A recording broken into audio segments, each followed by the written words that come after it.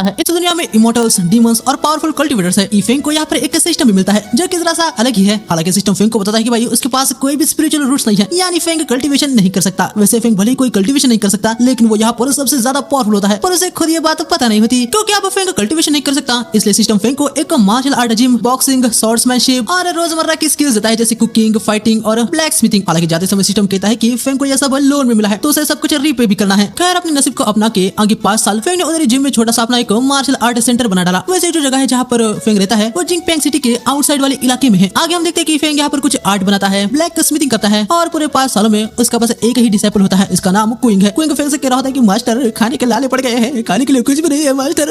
अरे यार ये फिर से हो गया क्या? क्विंग का ध्यान किसी और चीजों पे लगाने के लिए फेंग उसे कहने लगता है कि कल वो उसे एक ऐसी स्किल सिखाने वाला है जो उसे एक अलग लेवल का बंदा बना देगा। ये सुनने के बाद क्वीन भाई बहुत ही ज्यादा खुश हो जाता है। इसके बाद हमें फेंग को मार्शल आर्ट सेंटर के बाहर के रास्ते पे अपनी बनाई हुई बुक्स बेचता हुआ दिखाया जाता है। हालांकि बेचता हुआ कहना ये सही नहीं होगा क्योंकि नल्ला तो यहाँ पर सो रहा होता है। तभी एक लड़की यहाँ से जा रही होती है। उसे फेंग की बुक में थोड़ा सा इंटरेस्ट आ जाता है क्योंकि ये जो बुक्स होती है वो उसने कभी पहले देखी नहीं है। लड़की अपनी बड़ी बहन से कह रही होती है कि वो एक बुक ले लेते हैं, लेकिन बड़ी बहन कह रही होती है कि ऐसे फालतू चीजों पे टाइम वेस्ट मत करो। तभी फेंग की नींद खुल जाती है। ओह लिटिल परी, मैं देख पा रहा हूँ कि तुम्हारी ये बोन्स का स्ट्रक्चर बहुत ही लाजवाब है। तुम्हारे पास ग्रेट टैलेंट है। 10,000 सालों में जो एक बार प्रोडिजी जन्म लेती है ना, वही हो तुम। हाँ सच में छोटी परी, ये सारे सीक्रेट मैनुअल है। एक बुक 10 सिल्वर का है, ये तुम्हें बहुत ही ज्यादा हेल्प करेगा। यकीनन फेंग यहाँ पर सब कुछ फेंक रहा होता है। वैसे सारे मैनुअल्स फेंग नहीं बनाए होते हैं और वो इसे फेक तरीके से बेच के थोड़ा बहुत पैसा कमाना चाहता है, लेकिन उसे खुद ही नहीं पता है कि उसने ये जो बनाया है वो बहुत ही ज्यादा ओवर पावर मैनुअल्स है। खैर फेंग की बात सुनने के बाद इस लड़की को मैनुअल्स लेने का बहुत ही ज्यादा मन हो जाता है, लेकिन बड़ी बहन लैंगज़ुए उसे उठा लेती है और उसे कहने लगती है कि एक मॉर्टल से बुक लेने से उसे कुछ भी फायदा नहीं होने वाला। कल्टीवेटर्स को हमेशा कंप्यूटर अपग्रेड के बारे में नहीं सोचना चाहिए, बुक तो पढ़ने के लिए होती है।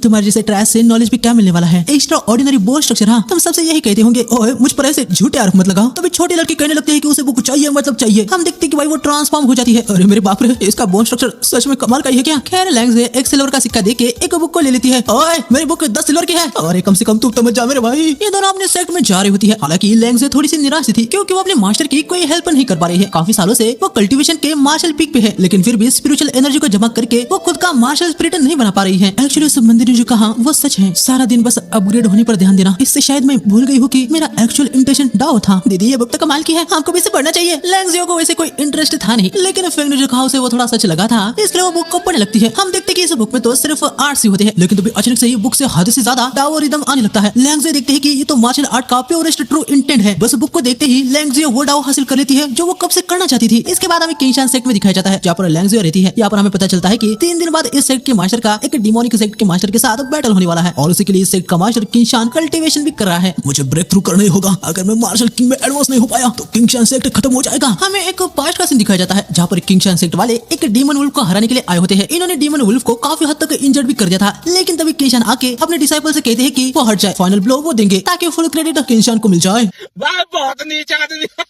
खैर किंगशान आके वुल्फ पर स्ट्राइक मारता है, लेकिन तभी वुल्फ के अंदर से उसे लेवल 7 का बीस्ट कोर दिखता है। पर तभी यहाँ पर जुआंगसू सेक्ट का लीडर निंग जुआन आके उस लेवल 7 के बीस्ट कोर को ले लेता है। अभी लेवल 7 का बीस्ट कोर मेरा हुआ। निंग जुआंगू तुम यहाँ पर मेरा सेक्ट डीमन वुल्फ से कई महीनों से लड़ रहा है, कितने तो इंजर्ड हो गए। बीस्ट कोर को ऐसे चोरी से ले जाने के बारे में सोचना भी मत। किंगशान जुआंगू पे अटैक करता है, लेकिन वो बहुत ही आसानी से उसे डॉज कर लेता है और किंगशान से कहता है कि अभी भी वो एज ओल्ड ट्रिक का यूज कर रहा है। हाँ अभी तुमने प्रोफाउंड मैनिफेस्टेशन का यूज किया, इसका मतलब तुम ऑलरेडी मार्शल किंग रियल को कल्टीवेट कर चुके हो। जुआन वो किंगशान पे अटैक करता है और कहता है कि आज वो यहाँ पर किंगशान को बताने के लिए आया है कि आज से 7 दिन बाद उनके बीच में वॉर होने वाला है और किंगशान को हरा के जुआन किंगशान सेक्ट को नाशा कॉन्टिनेंट से वाइप कर देगा। हमें प्रेजेंट में दिखाया जाता है। मैं क्या करूं? मैं निंग जुआंगू को कैसे हरा हूँ? वो मार्शल किंग है, मेरा से पूरा एक रेलम ऊपर। क्या मुझे खुद को मार देना चाहिए? हमें थोड़ी देर बाद दिखाया जाता है जहाँ पर लैंगज़ुए अपने मास्टर के पास आई होती है। वो बताती है कि उसे एक बहुत ही ज्यादा इंपॉर्टेंट बात बतानी है। लैंगज़ुए मैंने कहा था ना कि 3 दिन तक मैं मेडिटेशन करने वाला हूँ, कोई भी मुझे डिस्टर्ब ना करे। लैंगज़ुए फेंग की बुक को देती है और बताती है कि माउंटेन के नीचे उसे एक जबरदस्त बुक मिली है। मास्टर आप एक बार इसे देख लीजिए। तुम हालात को समझ नहीं पा रहे हो क्या? तुम सेक्ट वार से ज्यादा अभी बुक को पढ़ना जरूरी समझती हो। मास्टर आप बस एक बार देख लो, अगर इससे आपको कुछ फायदा नहीं हुआ तो मैं पनिशमेंट के लिए तैयार हूँ। लैंगज़ुए कई बार मास्टर को इसे पढ़ने की रिक्वेस्ट करती है, लेकिन वो मानते ही नहीं। आखिर में इस बुक को पढ़ने के बाद उसे जो कल्टीवेशन मिला है, लैंगज़ुए वो मास्टर को दिखाती है। लैंगज़ुए यहाँ पर ज़ुएनज़ाई आइस प्रिंसेस को समन करती है।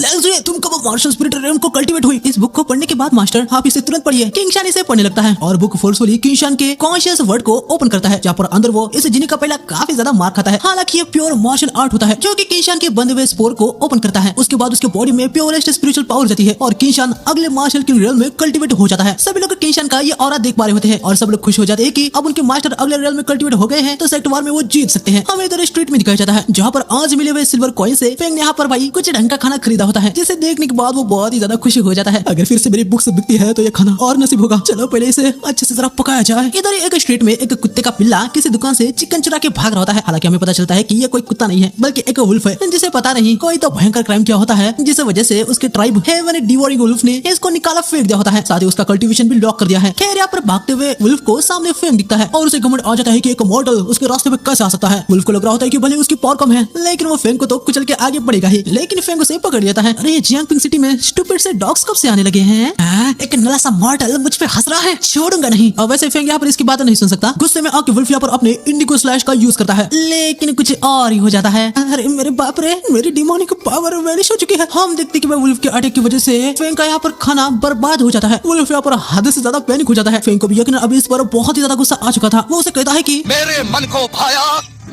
मैं कुत्ता काट के खाया। ये सुनने के बाद वुल्फ भाई यहाँ पर बेहोश हो जाता है। यह सेट में किंशान लैंग्जो से कहते हैं कि वो तुरंत माउंटेन के नीचे जाके उस बंदे से मिलने वाले हैं, पर मास्टर जुआंगसू से के साथ बैटल कुछ दिनों में होने वाला है। अभी आप मार्शल किंग रियल्म में कल्टीवेट हुए हैं, आप अपने रियल्म को स्टेबलाइज नहीं करने वाले। जुआंगू को हराने के लिए बस मार्शल किंग रियल्म तक रीच होना इतना काफी नहीं होगा। इसके बाद हमें फेंग को दिखाया जाता है जो कि वुल्फ को लेके अपने घर निकल रहा होता है। वुल्फ को होश आ जाता है और उसे फिर से घमंड आने लगता है कि एक मॉर्टल उसे ऐसे बांध के कैसे रख सकता है। वुल्फ इधर से छूट के फेंग पर अटैक करता है लेकिन इसे कुछ भी नहीं होता। अरे यार कुत्ता नीचे कैसे गिर गया, इसको बास्केट में डाल देता हूँ। हालांकि बास्केट में डाल के चलते हुए किचन नाइफ वुल्फ गिर जाता है जिससे उसकी जान निकल जाती है। फेंग ने इसे किचन नाइफ को बनाया होता है, उसके लिए ये मामूली सा किचन नाइफ है लेकिन वुल्फ देख पा रहा होता है कि ये तो एक मैजिकल आर्टिफैक्ट है। खैर हमें थोड़ी देर बाद दिखाया जाता है जहाँ पर दोनों फेंग के मार्शल आर्ट में आते हैं। यहाँ पर मार्शल आर्ट का बोर्ड इन दोनों को स्कैन कर लेता है और इसको उनके सारी इन्फॉर्मेशन भी पता है। बोर्ड ने इसलिए स्कैन किया है ताकि वो देख सके कि कौन अच्छा है और कौन इविल। वैसे किंशान को यहाँ पर महसूस हुआ था कि बोर्ड उसे देख रहा है, हालांकि वो उसे अपनी इमेजिनेशन समझता है। हेलो सर, किंशान सेक्ट के लीडर लोग आपसे मिलने के लिए आए हैं। अरे चुप रहो, इनके जैसा महान व्यक्ति यहाँ पर इधर रह रहा है, इसका कोई कारण हो सकता है। हम मॉर्टल को अपनी आइडेंटिटी रिवील नहीं करनी चाहिए। देखो मैं उनको बुलाता हूँ। माफ करना बॉस, आप घर पर है? सर कोई है? हेलो बड़े भैया, मुझे आपके साथ फ्री फायर।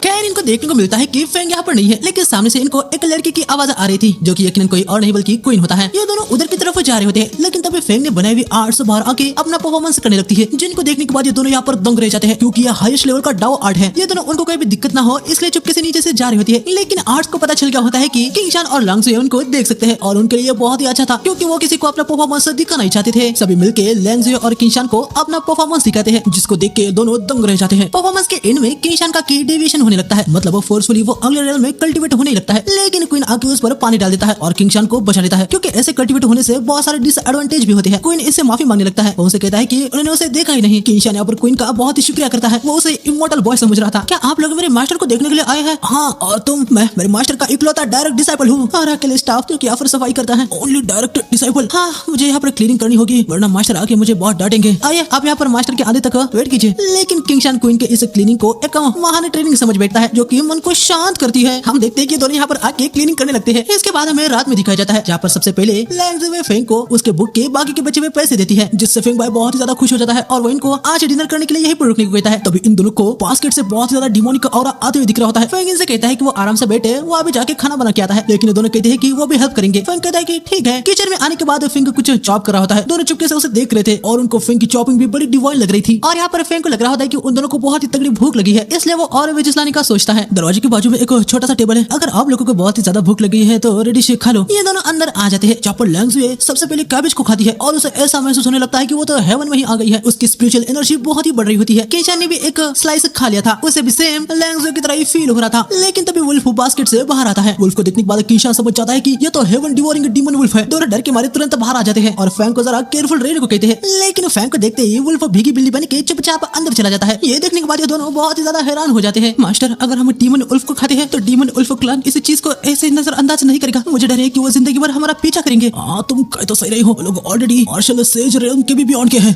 भगवान आखिर हम क्या करें? फेंग यहाँ पर वुल्फ को काटने की तैयारी कर रहा होता है, तभी क्वीन यहाँ पर आता है और उसे ये वुल्फ बहुत ही ज्यादा पसंद आता है। वाह मास्टर, ये कितना ज्यादा प्यारा डॉग है, प्लीज मास्टर क्या हम इसे नहीं खा सकते? पर मैंने मेहमानों को ऑलरेडी कहा है मिस्टर, हमें उसे खाने की कोई भी जरूरत नहीं है, वैसे भी हम भूखे नहीं हैं। ये दोनों यहाँ पर ऐसे देख रहे होते हैं तो फेंग भी कहता है कि कोई ना, वो इसे नहीं खाएगा। फेंग डॉगी से कहता है कि वो जरा भूखे। वुल्फ की अकड़ फिर फिर से आ जाती है, लेकिन उसे याद आता है कि भाई जिंदा रहने के लिए भूखना कुछ गलत नहीं होगा। सच में वो मिस्टर यू का पर्सनल डिसेबल होने का वर्दी है। क्या ही एक्स्ट्रा ऑर्डिनरी करेज है। मास्टर आपने कुछ नोटिस किया, मिस्टर यू के डिसेबल के पास कल्टीवेशन के लिए कोई भी टैलेंट नहीं है। लेकिन अगर वो कोई नॉर्मल पर्सन होता तो मिस्टर यू ने उसे अपना डिसेबल क्यों बनाया? वैसे ये मार्शल आर्ट भी हर जगह से अजीब है। वो स्क्रॉल मार्शल इंटेंट से भरे हुए हैं, रेडिश के स्लाइस इमॉर्टल हर्ब जैसे है। डिसेबल जिसके पास कोई भी कल्टीवेशन के लिए टैलेंट नहीं है, लेकिन वो डीमन वेब से जरा सा भी नहीं डरा। और मिस्टर यू के हाथ में जो किचन नाइफ है, दिखने में वो तो नॉर्मल लग रहा है, लेकिन वो 7 कलर होली लाइट से इमिट हो रहा है। 7 कलर होली लाइट, इसका मतलब वो हाँ, वो एक होली टियर डिवाइन वेपन है। अगर मिस्टर यू उसे उधार में हमें देते हैं तो सुआंगफू के खिलाफ फाइट करना आसान हो जाएगा। ये सुनते लैंग यहाँ पर फेंग के पास आके उसे रिक्वेस्ट करने लगते हैं कि क्या वो नाइफ को उनको उधार में देंगे। किंशान तुरंत यहाँ पर आता है, ये सोच के कि लैंग की इस हरकत से फेंग को कहीं गुस्सा ना आया हो। मिस्टर यू आप गलत मत समझिए। ये लो, मैं सोच रहा था कि तुम दोनों चुपके से मेरी चॉपिंग को क्यों देख रहे थे, तो तुम्हें नाइफ चाहिए था। हाँ, किंशान इसके लिए फेंग का बहुत ही शुक्रिया करता है। वो फेंग से वादा भी करता है कि इसे हेल्प के बदले वो किंशान को कुछ ना कुछ जरूर देगा। आगे फेंग कहता है कि चलो अभी वो खाना खा लेते हैं, लेकिन किंशान बताता है कि उसके लिए नाइफ ही बहुत ही बड़ी बात है, वो अभी फेंग के साथ खाना नहीं खा सकते। हम देखते हैं कि वो दोनों यहाँ से चले जाते हैं। सेक्ट में आने के बाद लैंग अनाउंस करती है कि सेक्ट के सारे डिसेबल ब्लेड टेस्टिंग स्टोन के पास आए। सेक्ट मास्टर आज एक नए डिवाइन वेपन को टेस्ट करने वाले हैं। सभी 2 दिन बाद हमारा जुआनू के साथ ग्रेट बैटल होने वाला है। 10 साल पहले हमने एक शर्त लगाई थी। पहली, क्योंकि किंशान सेक्ट जुआनू के लगातार आतंक से निपटते हुए थक चुका था। दूसरी बस ऐसी हो गई थी, मैंने बेट लगाई थी कि आने वाले 10 सालों में मैं मार्शल किंग रेलम को रीच करूंगा और सेक्ट वॉर में जीतूंगा। वैसे तो मैं मार्शल किंग रेलम में रीच कर चुका हूँ, लेकिन समय अब बहुत ही कम बचा है। निंग जुआनू से अभी डील करना डिजास्टर होगा ही होगा। भैया आप ऐसी बात कैसे कर सकते हैं? योनर, मुझे अपनी बात खत्म करने दो। लैंगजो के साथ आज मैं माउंटेन के नीचे गया था, जहाँ पर मुझे एक सीनियर एक्सपर्ट मिले। उन्होंने मुझे अपना डिवाइन वेपन दिया है। मतलब हमारे पास जीतने के अभी भी चांसेस हैं? हाँ, एक होप मिली तो है, लेकिन वो डिवाइन वेपन मेरे हाथों में अपनी ट्रू पावर दिखाता है कि नहीं ये मुझे पता नहीं है। लेकिन भले ही मैं हारता हूँ या जीतता हूँ, मेरे बैटल के बाद सेक्ट का फ्लेम पर्ल उस एक्सपर्ट सीनियर को दे देना। क्या फ्लेम पर्ल? मास्टर वो किंशान सेक्ट का अल्टीमेट ट्रेजर है, आप फिर से सोचिए। Ultimate treasure? हाँ, अगर मैं हारता हूँ तो किंशान सेक्ट इस दुनिया में रहेगा कि नहीं ये भी नहीं बता सकता। सभी बात की गहराई को समझ जाते हैं। किंशान आगे नाइफ से स्टोन पर अटैक करता है, लेकिन कुछ भी नहीं होता। इसके बाद वो कई बार फिर से अटैक करता है, लेकिन फिर से कुछ भी नहीं होता।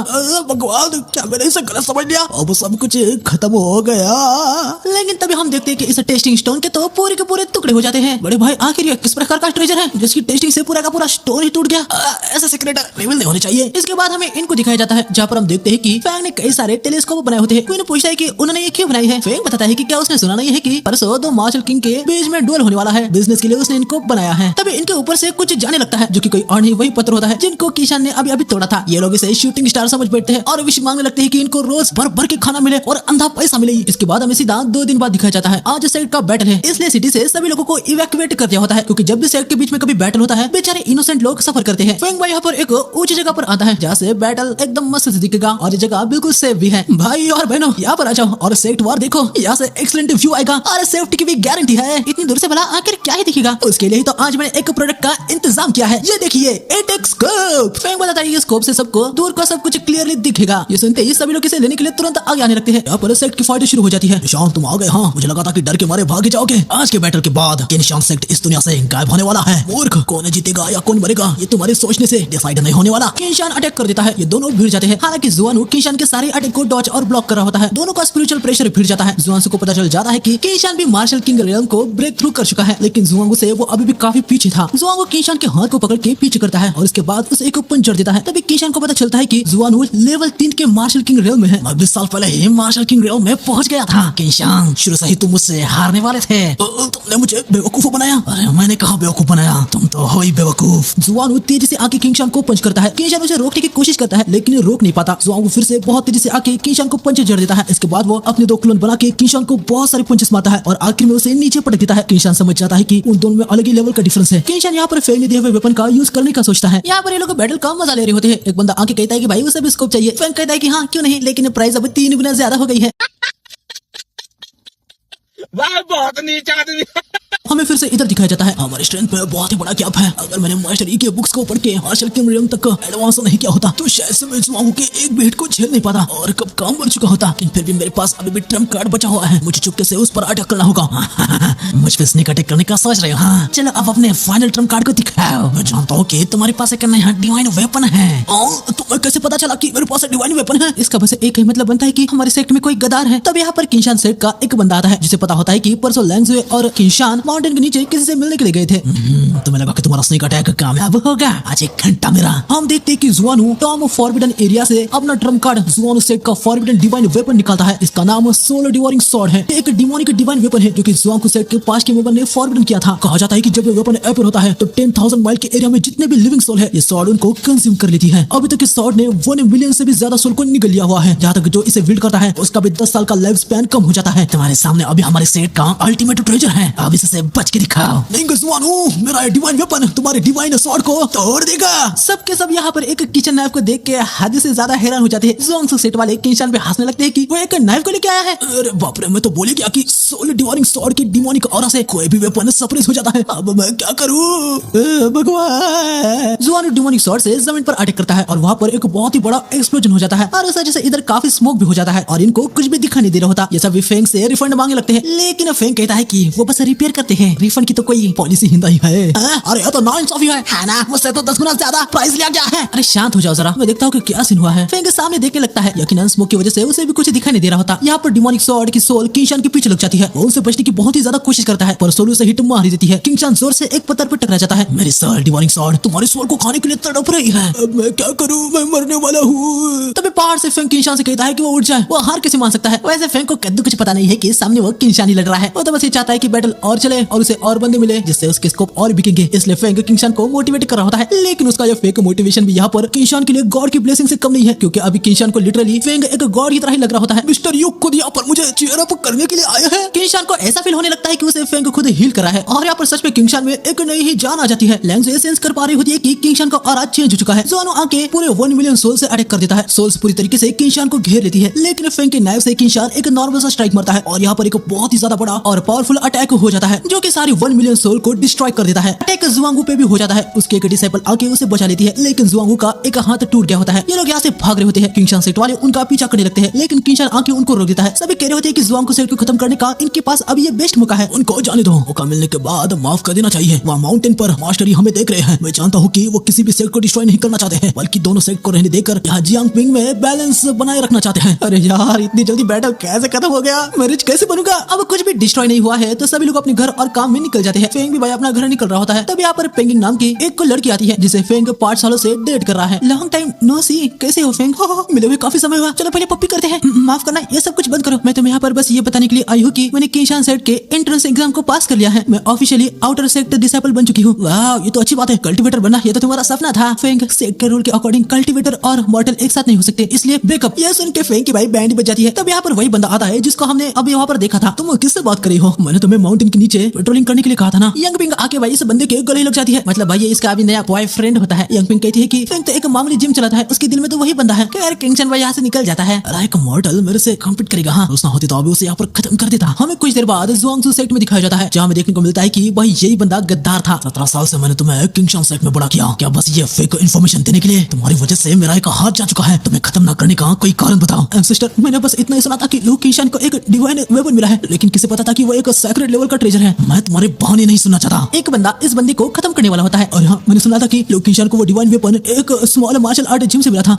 वक्त रहो, रूमर चल रहे हैं कि जियांगपिंग सिटी में एक पियरलेस मास्टर छुपे हैं और उन्होंने ही लू किंगशन को कल्टीवेशन करने में भी हेल्प की थी। मोचन और वो फेंग को बुलाओ। वो ब्रदर्स, वो तो डार्क ग्रुप के ब्लैक एंड व्हाइट डीमन है। हम देखते हैं कि ये दोनों यहाँ पर आ जाते हैं। जुआनू इनसे कहता है कि उन दोनों को जियांगपिंग सिटी में जाके इन सबके पीछे जो है उसको ढूंढना है। मास्टर, आपको जिंदा चाहिए या मुर्दा? कुछ भी चलेगा। समझ गए। दोनों फेंग को ढूंढने के लिए निकल पड़ते हैं। वैसे इसकी जान बचती होती है। इसके बाद हमें 3 दिन बाद दिखाया जाता है, जहाँ क्वीन से हमें पता चलता है कि 3 दिनों से फेंग अपने रूम से बाहर नहीं आया है। ये देखने के बाद क्वीन को लग रहा होता है कि इंगपिंग ने जो फेंग को धोखा दिया है उससे फेंग कुछ गलत तो नहीं करने वाला। क्वीन अंदर आता है। क्वीन, तुम यहाँ पर? इंगपिंग ने मुझे धोखा दिया है। क्वीन, अब जीने का मेरा कोई भी मकसद नहीं है। मैं इस धुएं में धीरे धीरे मर रहा हूँ। हालांकि ये क्वीन का सपना होता है। वैसे सोच के अंदर आता है, लेकिन उसे देखने को मिलता है कि फेंग तो यहाँ पर मस्त से बारबेक्यू खा रहा है। खैर, इसके बाद हमें मार्केट में दिखाया जाता है, जहाँ पर वो ब्रदर फेंग को ढूंढ रहे थे, लेकिन वो रास्ते में आने वाले हर ह्यूमन को खत्म कर रहे थे। तभी इनके सामने ये बंदा आता है, जिसको देखने के बाद ये थोड़े से डर से जाते हैं, क्योंकि ये बंदा कोई मामूली बंदा नहीं होता। वैसा मैं बहुत ही रेयरली जिंगपिंग सिटी में आता हूँ। लगा नहीं था कि तुम्हारे जैसे चूहे से सामना हो जाएगा। अबे बड़ा मरना चाहता है क्या? वो फेंग, जरा ध्यान से। हाँ, वो ठीक नहीं लग रहा। बेवकूफ हो, मरोगे तो तुम। ओल्ड मैन अपनी आंखें खोलता है और उनके सामने एक भयंकर फायर अटैक हो जाता है। ये दोनों जैसे जैसे अटैक को डॉज कर लेते हैं और तुरंत वहाँ से भाग निकलते हैं। आखिर वो बूढ़ा कौन से रेल में है? मुझे उसका ऑरा मास्टर के ऑरा से 10 गुना ज्यादा भयानक लगा। अरे 10 गुना नहीं, 100 टाइम्स ज्यादा है। तभी वो ओल्ड मैन यहाँ पर आ जाता है और इन पे अटैक कर देता है, लेकिन फिर से वो उसे कैसे भी करके डॉज कर देते हैं।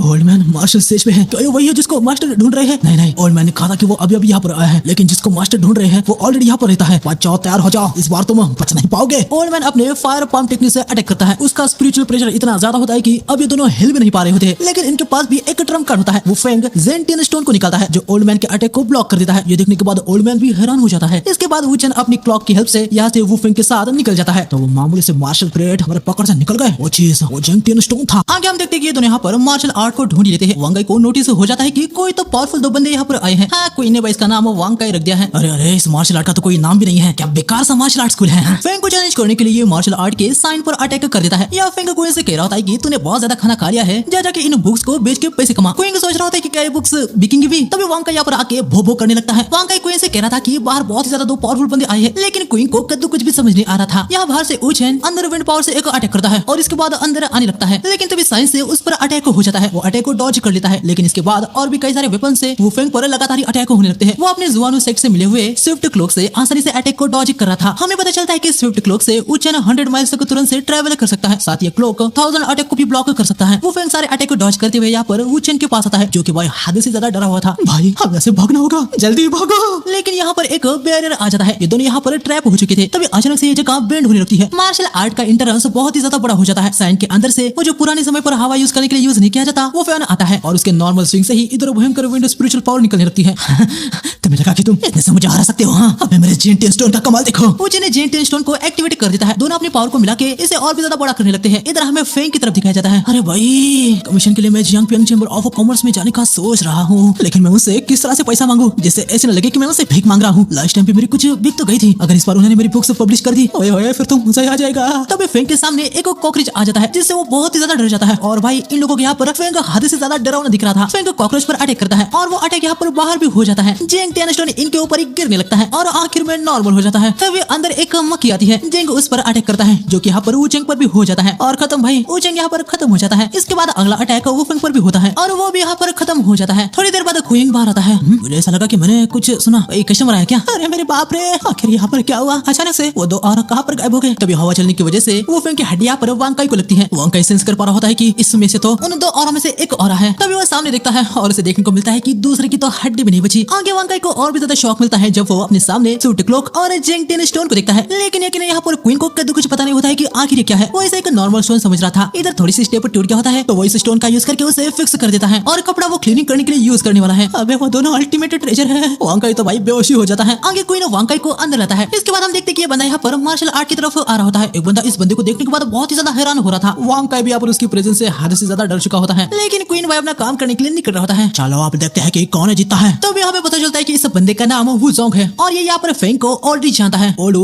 आज आप तैयारी करके आए हो ना? ब्रदर, पहले नजर में मुझे लगा था कि हम दोनों सेम लेवल पर हैं, लेकिन ध्यान से देखने के बाद मुझे पता चला है कि तुम एक अलग ही लेवल के बंदे हो। ये रहा मेरा मूव। ये दोनों तो भाई यहाँ पर चेस खेल रहे होते हैं। यकीनन मैं तुम्हें अलग लेवल का लगूंगा ही, क्योंकि मैंने तुम्हें चेस खेलना सिखाया है। लेकिन भाई वो यहाँ पर सिर्फ चेस की बात नहीं कर रहा था, इस चेस गेम को भी वो मास्टर कल्टीवेशन गेम की तरह ही देख रहा था। क्या इसकी पावर सच में मुझसे ज्यादा है? तभी फेंक उसको चेकमेट देके जीत जाता है। हेलो, चलो आप पे करो। अरे मेरे बाप रे, आखिर ये कैसे हुआ? गेम हारने के बाद बस 5 बड़े कॉइन ही तो देने हैं, इतने से क्या डर रहे हो? सीधे खड़े रहो, कई स्टेप पर गिर ना जाओ।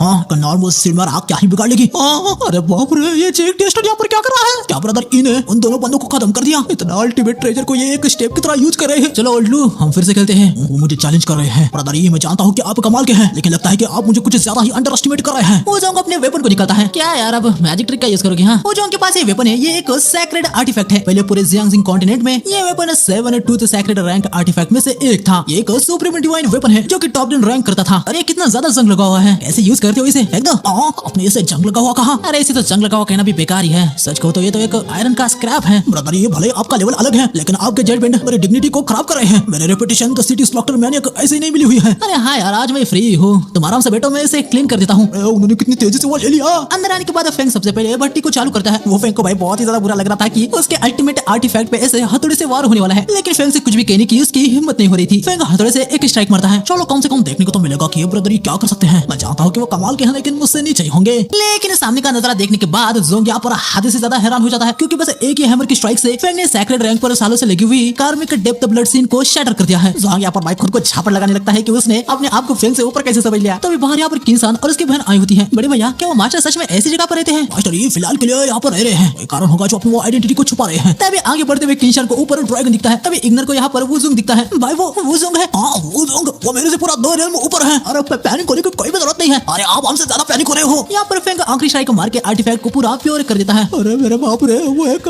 होली ग्रेड का वेपन है। ऐसा वेपन होगा तो मैं पूरे एक रीजन को डोमिनेट कर सकता हूँ। चलो भाई, मैंने तो अपना काम कर लिया है, अब पैसा मिलेगा। अरे यार मैं तो भूल गया, चेस गेम हारने के बाद ये यहाँ पर फटाक से दूर चला गया था। मैं इससे क्या ही पैसे एक्सेप्ट कर रहा हूँ।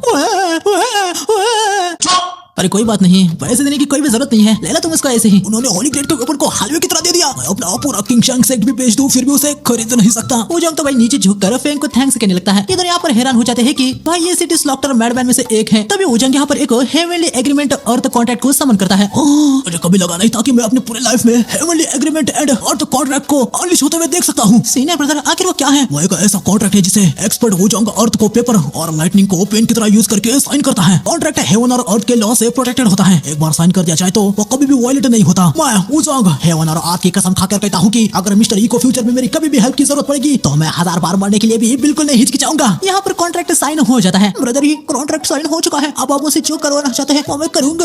अबे चुप हो यार, नीचे ऐसा स्टूडियो ऐसे बना रहे हैं, लेकिन तू तो एक्सप्लेन कर रहा है ना। चाहे तो इस सीन को तो काट सकता था, लेकिन तूने डाल दिया है ना। अरे फेंग भाई माफ कर देना यार, ऐसी चीजों से ही तो मजा आता है। वैसे फेंग भाई, आप मेरे व्यूअर से कुछ कहना चाहेंगे क्या? हाँ ठीक है, अब तो मेरी स्टोरी एक्सप्लेन कर रहा है तो बता ही देता हूँ। तो भाई लोग जो भी वीडियो को देख रहे हो तो यार को सब्सक्राइब कर दो, वीडियो को लाइक भी कर देना और हाइप भी कर देना। यहाँ पर फेंग को वुजोंग बहुत ही ज्यादा क्रीपी लग रहा था, तो फेंग उसे लात मारकर यहाँ से भगा देता है। तभी फेंग देखता है कि ये दोनों यहाँ पर आए हैं। किंशान बताता है कि भाई वो गिफ्ट रिटर्न करने के लिए आए हैं। किंशान फेंग को किंशान सेट का फ्लेम पर्ल देता है। वाह, ये ग्लास बॉल तो बहुत ही ज्यादा अच्छा लग रहा है। किंशान सेट का अल्टीमेट ट्रेजर इनके लिए बस एक ग्लास का बॉल है। वाह यार, कितना ज्यादा गरम है, ये मुझे अच्छा लगा। ऑनर की बात है कि मिस्टर ई को हमारा गिफ्ट पसंद आया। फेंग भी इनको अपनी जस्ट खत्म किए हुए नॉवेल देता है। किंशान फटाक से देख लेता है कि ये तो एक सीक्रेट मार्शल आर्ट मैनुअल है, लेकिन यूनर इसका लेके यहाँ से निकल जाती है। किंशान भी उसके पीछे जाता है। हमें थोड़ी देर बाद दिखाया जाता है जहाँ पर क्विंग फेंग के लिए कैरी लेके आया होता है। वो कहना है कि फेंग को जैंगपिंग के चेंबर्स में जाके अपनी नॉवेल को पब्लिश करवानी है, तो इसलिए फेंग ने क्वीन को एक कैरेज भी लाने के लिए कहा था। लेकिन कुंग यहाँ पर एक घोड़ा गाड़ी लेके आया होता है, जो देखने के बाद फेंग थोड़ा सा पैनिक हो जाता है। अरे मैंने उसे कहा था कि कोई डोंकी वाली राइड लेके आओ, इतना पैसा नहीं है यार मेरे पास की हॉर्स कैरेज से जाऊं। बस आप बिजनेस के लिए जा रहे हैं, यकीनन आपके लिए मुझे बेस्ट करना जरूरी है। खैर हमें इनको दिखाया जाता है जहाँ पर बुक लेने के लिए इन भाई बहन में तगड़ी लड़ाई हो रही होती है, लेकिन आखिर में किंशान बुक को ले लेता है। यूनर, तुम्हें पता है कि जियांगपिंग सिटी पहले क्या हुआ करती थी? क्या था भाई? एंशिएंट टेंपल जियांगपिंग इमॉर्टल्स के लिए कल्टीवेशन साइट थी। आपका मतलब मिस्टर ई के यहाँ पर आना कोई कोइंसिडेंस नहीं है? फर्स्ट उन्होंने हमें डिवाइन वेपन दिए, फिर 7 ट्रू सैक्रेड रैंक को रिपेयर किया। ये सब कुछ मिस्टर ई के प्लान का हिस्सा ही है। यहाँ पर कोई बड़ा सा चीज खेल रही है। आगे हम देखते कि फेंग यहाँ पर कॉमर्स में आया होता है। 2 दिन से कोई भी ढंग का खाना नहीं खाया, आज मुझे डील करनी होगी वरना भीख मांगने की नौबत आ जाएगी। फेंग यहाँ पर जियांगपिंग चेंबर ऑफ कॉमर्स के चेयरमैन माओ के पास आ जाता है। मिस्टर ई, मिले हुए काफी समय हुआ। हाँ चेयरमैन माओ, आपने प्रॉमिस किया था कि आप मेरी बुक्स को प्रिंट करेंगे, इसलिए मैं आया हूँ। ये देखिए, ये रही मेरी नई फिनिश्ड बुक।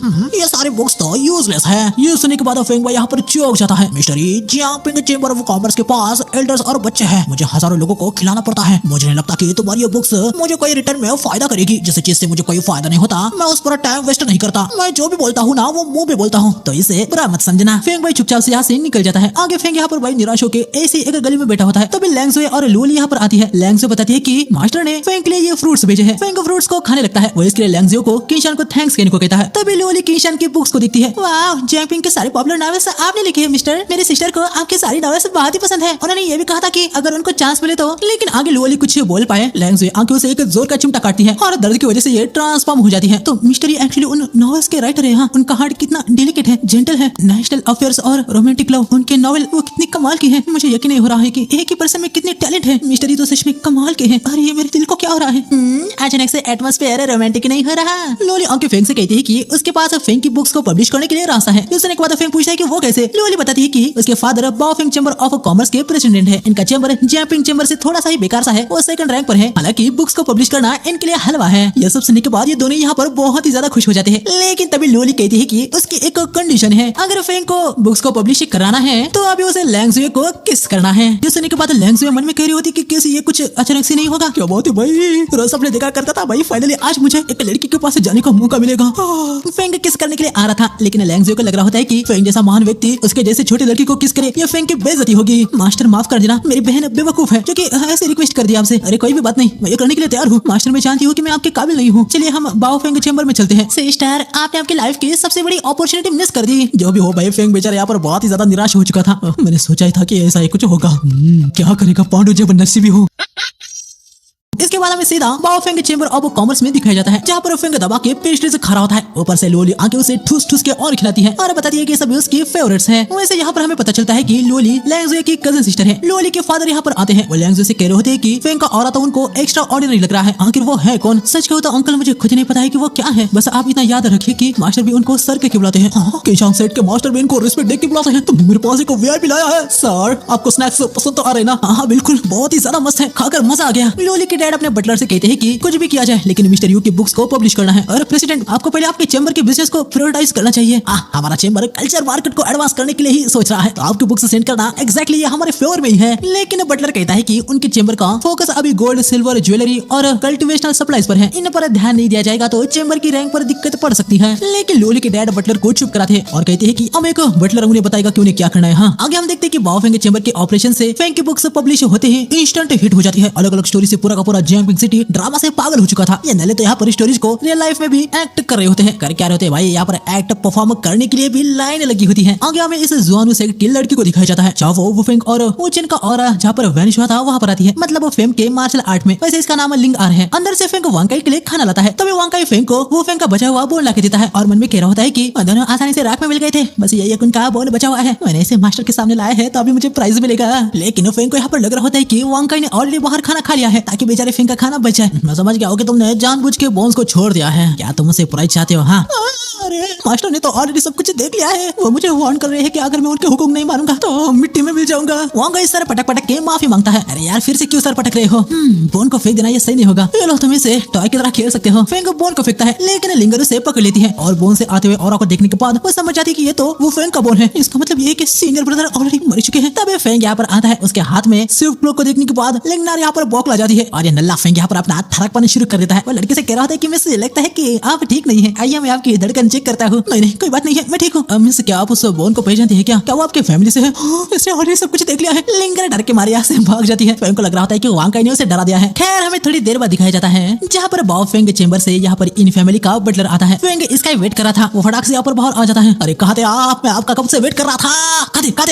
कहाँ है मेरा पैसा? कहाँ पर मेरा पैसा? फेंग को ऐसे नाइफ चलाते हुए देखने के बाद बटलर हद से ज्यादा पैनिक हो जाता है। वो फेंग से माफी मांगने लगता है कि वो यहाँ पर लेट हो गया। बटलर फेंग को एक गोल्ड कार्ड देता है और बताता है कि इसमें सिर्फ लास्ट मंथ की शेयर ही नहीं बल्कि बॉस ने ग्रेटिट्यूड के टोकन के तौर पर और भी माल डाला हुआ है। हमें पता चलता है कि भाई इसमें टोटल 3 लाख सिल्वर कॉइंस है और अब से ये लोग हर महीने फेंग का शेयर इस कार्ड में डिपॉजिट करते रहेंगे। ये सब सुनने के बाद फेंग भाई यहाँ पर बहुत ही ज्यादा खुश हो जाता है। बटलर कार्ड देके यहाँ से रफा दफा हो जाता है।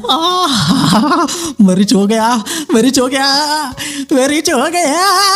आज एंजॉय करने का दिन है, चलो चुमो नाचो गाओ। एनी जस्ट स्क्रीन को जरा और ब्राइटर बना ले। लेकिन मैं कुछ करूँ उससे पहले यहाँ पर माओ आ जाता है। अरे प्रेसिडेंट माओ, आपका यहाँ पर कैसे आना हुआ? बस यही से गुजर रहा था तो सोचा कि आपसे मिल के चलूं। हमें पॉइंट का सीन दिखाया जाता है जहाँ पर जियांगपिंग चेंबर में काम करने वाली कुछ बुढ़ाऊ माओ से कह रहे होते हैं कि भाई उसकी एक गलती की वजह से उनका चेंबर अब नीचे रैंक पर चला गया है और बाओ फेंग वाले टॉप पर आ चुके हैं। प्रेसिडेंट, आपकी गलती की वजह से बाओ फेंग जियांगपिंग सिटी में नंबर 1 पर है। आपके पर्सनल डिसीजन की वजह से क्या आप पूरा चेंबर इसकी भरपाई करेगा? इसी मोमेंट पे माओ भाई तुरंत फेंग से मिलने का सोच लिया था या वो फेंग को पैसे देके अपने साइड करने का सोच के आया था। मिस्टर ई, लास्ट हमारे बातचीत के लिए मुझे माफ कर दीजिए। ये देखिए मैंने आपके लिए 50,000 सिल्वर कॉइन लाए हैं।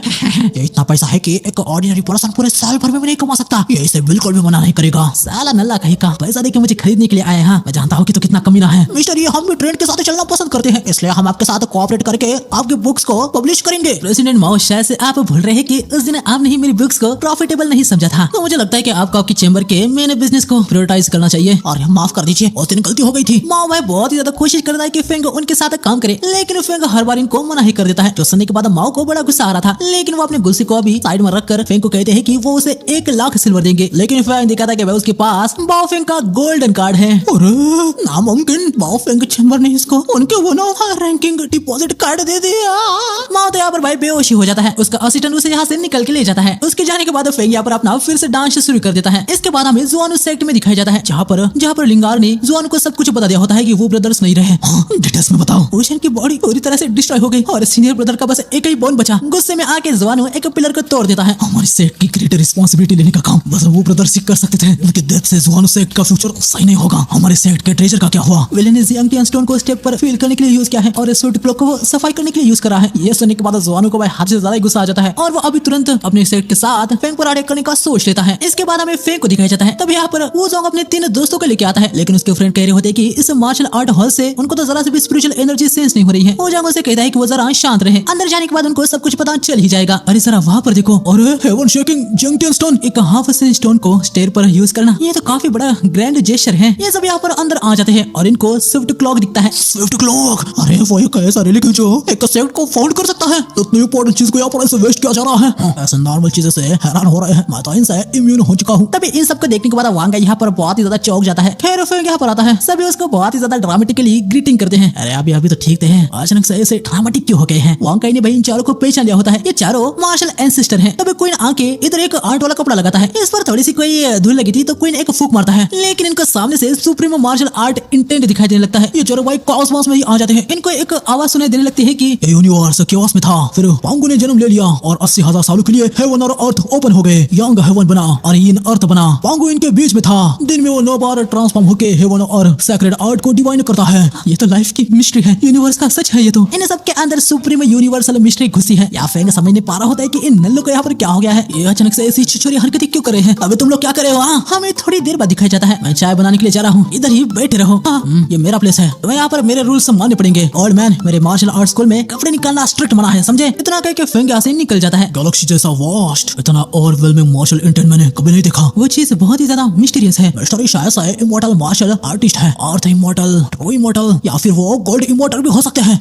इसलिए हमें उनकी कोई कल्टीवेशन देख नहीं पाए। वो इस डायमेंशन के है ही नहीं। यहाँ पर स्टोर हाउस में फेंग चेस बोर्ड को ढूंढ रहा था, लेकिन वो उसे मिलता ही नहीं। तो बेचारे यहाँ से भाग रहे होते हैं। फेंग आके पूछता है कि आखिर क्या हुआ, सभी बाहर क्यों जा रहे हैं? सभी कह रहे होते हैं कि बाहर थोड़ा सा कूल है, इस वजह से वो बाहर जा रहे हैं। तभी वुज़ोंग को याद आता है कि यहाँ फेंग के रूल मानने हैं। उसने इनको बैठने के लिए कहा था, तो वो अचानक से यहाँ से कैसे भाग सकते हैं? सभी वुज़ोंग से हेल्प मांगने लगते हैं कि अब वो क्या करे। मिस्टरी, क्या हम बाहर जा सकते हैं? अभी जाना है तो जाओ, मुझे क्या। ठीक है जाओ, मैं चेस बोर्ड ढूंढ के आता हूँ। ये चारों भाई यहाँ पर बहुत ही ज्यादा खुश हो जाते हैं कि ये बच गए। हमें थोड़ी देर बाद दिखाया जाता है, जहाँ पर चारों बाहर बैठे होते हैं। इतना बड़ा मार्शल इंटेंट हमारे पीछे है, अभी भी डर सा लग रहा है। कोई ना, मिस्टरी का फ्रेंड बनना ये बहुत ही बड़ी बात है। और वो मिस्टरी से मिलवाने के लिए आपका शुक्रिया। इसके बदले में फ्यूचर में आपको रिप्ले जरूर करूंगा। हाँ, मतलब मैं भी करूंगा। तभी एक वुमन और उसकी बेटी यहाँ से जा रही होती है। लड़की अपनी मम्मी से कह रही होती है कि देखो ना मम्मी, वो ग्रैंड भाई कितने मॉन्स्टर लग रहे हैं। चू भाई उसे गुस्से से देखता है और चू अपने माइंड को वाटर की तरह कूल करने का ट्राई करो। चू भाई ये ट्राई करता है, लेकिन वो देखते हैं कि ये माँ बेटी उसको ऐसे देखने के बाद हद से ज्यादा डर जाते हैं। वो यहाँ से भाग जाते हैं। इन तीनों को भी यहाँ पर चुक ऐसे देखने के बाद उल्टी आ जाती है। इसके बाद हमें सिटी में दिखाया जाता है, जहाँ पर जोंग कुसे के डिसाइपल यहाँ पर जियांग सिटी में घुस गए होते हैं। गेट के पास रहने के बाद ही मैं वो फेंग और वो चिन का हल्का सा और फील कर पा रहा हूँ। मेरे प्यारे डिसाइपल्स, मेरे ग्रेटेस्ट ट्रेजर्स, मेरा राइट आर्म, सब कुछ मैंने खो दिया। मस्ट लेगनार, दुखी चेहरा मत बनाओ। मैं खुश हूँ कि अभी हम हमारे ग्रेटेस्ट रिवेंज लेने वाले हैं। यहाँ इन लोगों को सेंस हो जाता है कि काफी लोग यहाँ पर भागते हुए आ रहे हैं। यहाँ वांग जू अपने डिसाइपल से पूछता है कि वहाँ पर क्या हो रहा है। डिसाइपल बताता है कि फेंग के मार्शल आर्ट के सामने 4 बुड्ढे लोग बैठे हुए हैं। ओल्ड मैन, अरे वो तो हमारे लिए चीटी है। क्या फर्क पड़ता है कि एक को क्रश करो या 5 को? चलो उस मार्शल आर्ट को वाइप करें और किसी को भी जिंदा ना छोड़े। जुआनो अपनी स्वॉर्ड निकालता है और सबसे कहता है कि सभी उसे फॉलो करे। जुआनो यहाँ पर आता है, लेकिन सामने इनको देखने के बाद उसकी फटके हाथ में आ जाती है। यकीनन वो इनको जानता है। वैसे हमारा इनसे प्रॉपर इंट्रो नहीं हुआ है ना। The infallible calculator, deadly abacus ली मोसे। यह है the master betrayal, fearless madman चू शिगुयांग। यह है the fate destroying primordial evil सैटर सुन जुंगे। और यह है द सिटी स्लॉक्टर मैनिक वू जोंग। जुआनो इनके सामने आ गया था।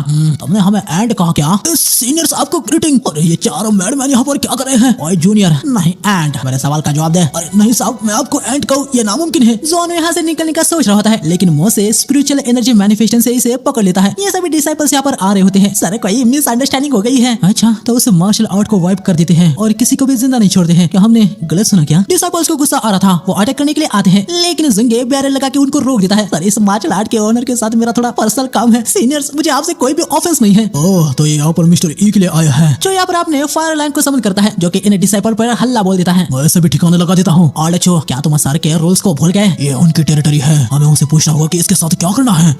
आखिर ये किस सर की बात कर रहे हैं? कौन है जिसको 4 मैडमैन भी रिस्पेक्ट दे रहे हैं? तब ये फेंक बाहर आता है। वो ग्रोसरी लेने के लिए जा रहा था, क्योंकि ग्रोसरी पे आज 10% डिस्काउंट है। इस नल्ले के पास 3 लाख सिल्वर कॉइन्स है, लेकिन फिर वही बात आ जाएगी, तो गरीब हो ना आदमी, यो साला अपनी आदत से गरीब हो।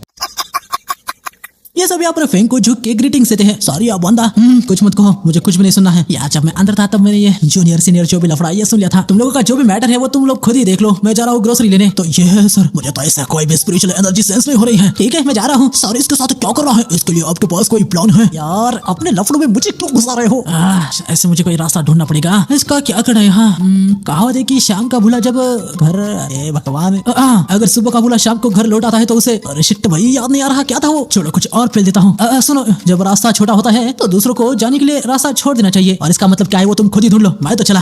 इसका मतलब हम इसे खत्म ना करें? इसका मतलब मैं समझ गया, उन्होंने मैटर हमारे ऊपर छोड़ दिया है। मतलब सर शायद से हमें टेस्ट करना चाहते हैं कि हम उनके लिए क्या कर सकते हैं। अगर हम उनके हिसाब से इसे सजा नहीं दे पाए तो मुझे डर है कि हमें पैकअप करके यहाँ से निकलना होगा। चार जुआनों से उसे सेट का स्टोरेज मांगते हैं। जुआनों से दे देता है। वो बताता है कि जुआन सेट का सारा रिसोर्सेज इसमें है। मौजे देखो जरा इसे, सर की माफी के लिए ये काफी भी है। एक सेमी सेंट ट्रेजर। हाँ, सर के लिए तो ये बस स्टेप्स पे लगाने के लिए स्टोन्स है। इन चीजों से मुझे नहीं लगता कि कुछ हो पाएगा। सीनियर्स, इसके अलावा मेरे पास कुछ भी नहीं है। तो अब हम क्या करें? पनिशमेंट के लिए इसे फिजिकल पेन देना, बस यही एक आखिरी रास्ता बचा है। हम देखते हैं कि ये लोग यहाँ पर जुआनों के दूसरे हाथ काटने का सोच देते हैं। डर के मारे वो यहाँ से भागने की कोशिश करता है, लेकिन वुजांग उसे रोक देता है और उसे उसके हाथ पर अटैक करके उसके हाथ को डिस्ट्रॉय कर देता है। आगे हमें थोड़ी देर बाद दिखाया जाता है जहाँ फेंग घर आया होता है। वो चारों जा चुके थे। कोई ने फेंग को बताता है कि उन्हें ग्रैंड बॉस ने फेंग के लिए काफी सारा सामान रखा है। फेंग पूछता है कि भाई आखिर वो क्या है। वहां का यहाँ पर बहुत ही ज्यादा खुश था, यकीनन सिर्फ वही समझ पा रहा होता है कि ये कितने हाई लेवल के आर्टिफैक्ट्स है। लेकिन फेंग कहता है कि वो सब कुछ तो कचरा है, आखिर वो इनका क्या करेगा। फेंग क्वीन से कहता है कि भाई वो इन सारे आइटम को स्टोरेज रूम में जाके फेंक दे। इसके बाद हमें रात में दिखाया जाता है। वांकाई को स्टोरेज रूम से कुछ आवाज आ रही होती है। वो तुरंत समझ जाता है कि कुछ तो गड़बड़ है। तभी वांकाई को अचानक से ही कोई स्टोरेज रूम से खींच रहा होता है। वो बेचारा बहुत ही ज्यादा पैनिक हो चुका था। यहाँ आने के बाद उसे एक डरावनी स्माइल दिखती है, जिसे देखने के बाद बेहोशी हो जाता है। इसके बाद हमें जोन उस सेक्ट में दिखाया जाता है। सेक्ट का दिवालिया निकल चुका था, तो हर कोई अब बहाना देख के सेक्ट को छोड़ के जा रहा था। माओ का भी यही सीन हो चुका था, उसको भी हर कोई छोड़ के जा चुका है। दोनों को फेंग पर बहुत ही ज्यादा गुस्सा आ चुका था। तब यहाँ पर माओ की बेटी आती है और यहाँ पर लिंगनार आती है और ये दोनों सोचते हैं कि फेंग को अब ये अपनी लड़कियों के जाल में फंसा देंगे। अरे शर्म करो, अरे ऊपर वाले को जवाब देना है, शर्म करो दल्लो, शर्म करो।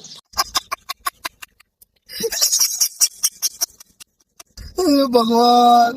आगे हमें 4 पोएट्स के लाइव परफॉर्मेंस को दिखाया जाता है, जहाँ पर लोग भाई इन पोएट्स के लिए बहुत ही ज्यादा एक्साइटेड होते हैं। इन पोएट्स की लड़कियां तो लड़कियां, लड़के भी फैन होते हैं। फैन को वैसे इन सबसे वैसे कोई घंटा फर्क पड़ता नहीं, लेकिन वो देखता है कि भाई ये नल्ला क्वीन भी इनका फैन है। खैर अभी इनकी पोएट्री स्टार्ट होने वाली होती है। तेरे प्यार में पागल हो गया जैसे, चीज बेबी एक स्माइल मुझे दे दे प्लीज। तेरी आंखों में डूब गया जैसे बाल्टी में पानी, बेबी बस तू ही है मेरी जिंदगानी। तेरे प्यार का फीवर चढ़ता है मुझे 104, मेरा दिल का पासवर्ड ले लो, अब खुला है मेरा डोर। अबे ये क्या है, मैं इसे और नहीं सुन सकता। क्या बकवास राइटिंग है। ये सुन के भाई सभी लोग फेंग को बड़े गुस्से से देख रहे होते हैं। मस्त है भाई मस्त। लोग भाई पागलों की तरह कह रहे होते हैं कि अब की पोएट्री बहुत ही कमाल की है। फेंग भाई वहां से बाहर निकल जाता है। लगता है कि भाई हर दुनिया में ये ऐसे क्रेजी फैंस होते हैं। तभी लिंगर यहाँ पर आती है। फेंग को अपने प्यार पे गिराने के लिए लिंगर यहाँ पर जानबूझ के नीचे गिरती है, ये सोच के कि फेंग उसे पकड़ लेगा, लेकिन ऐसा कुछ भी नहीं होता। यहाँ पर एक दूसरा बंदा लिंगर को पकड़ लेता है। लिंगर भाई उसे एक पंच जड़ देती है। फेंग भाई अपने यहाँ से निकल रहा होता है, लेकिन भागते हुए वो अपनी एक्स गर्लफ्रेंड से टकरा जाता है। अरे क्या कोइंसिडेंस है जो मैं तुमसे टकरा गया। पता नहीं क्या सीन है, लेकिन पेंग को ऐसा दिख रहा होता है कि जैसे फेंग उसे कह रहा हो कि पेंग जब से तुम मुझसे दूर हो गए हो मैं तुम्हारे माइंड चेंज होने का वेट कर रहा हूँ, मुझे फॉलो करना बंद करो, अभी हम एक साथ कभी भी नहीं हो सकते। यहाँ पर फेंग को कद्दू भी कुछ समझ नहीं आ रहा होता है कि भाई ये ऐसे क्यों रिएक्ट कर रही है। पेंग ने जो कहा वो सुनने के बाद पेंग को ऐसा लग रहा होता है कि वो सब सुनने के बाद फेंग टूट सा गया है। लेकिन फेंग उसे कहता है कि उसे कोई भी कद्दू फर्क नहीं पड़ता। लेकिन इस नल्ली को फिर से ऐसा दिख रहा होता है कि जैसे मानो फेंग उसका हाथ पकड़ रहा है और कह रहा है कि मुझे यकीन नहीं हो रहा, हम कितने साल तक एक साथ थे। पेंग भाई यहाँ पर फेंग को झापड़ मारने लगती है, लेकिन तभी माओ की बेटी आके उसे रोक देती है। ओए तुम कुछ ज्यादा ही रूड नहीं हो रहे हो। हाँ अब तुम कौन हो। हाँ मैं मिस्टर ई की बिगेस्ट फैन हूँ। अरे वाह भाई अब तो मेरे भी फैन से भाई मजा आ गया। ओह तो एक मामूली सी मॉर्टल एक कल्टीवेटर के सामने एरोगेंट होने की हिम्मत करेगी। हाँ पेंग अटैक करने के लिए आ रही होती है, लेकिन तभी लिंगर उसके टांग में टांग अड़ा के उसे नीचे गिरा देती है। अब ये कौन है। मैं भी मिस्टर ई की डाई हार्ट फैन हूँ।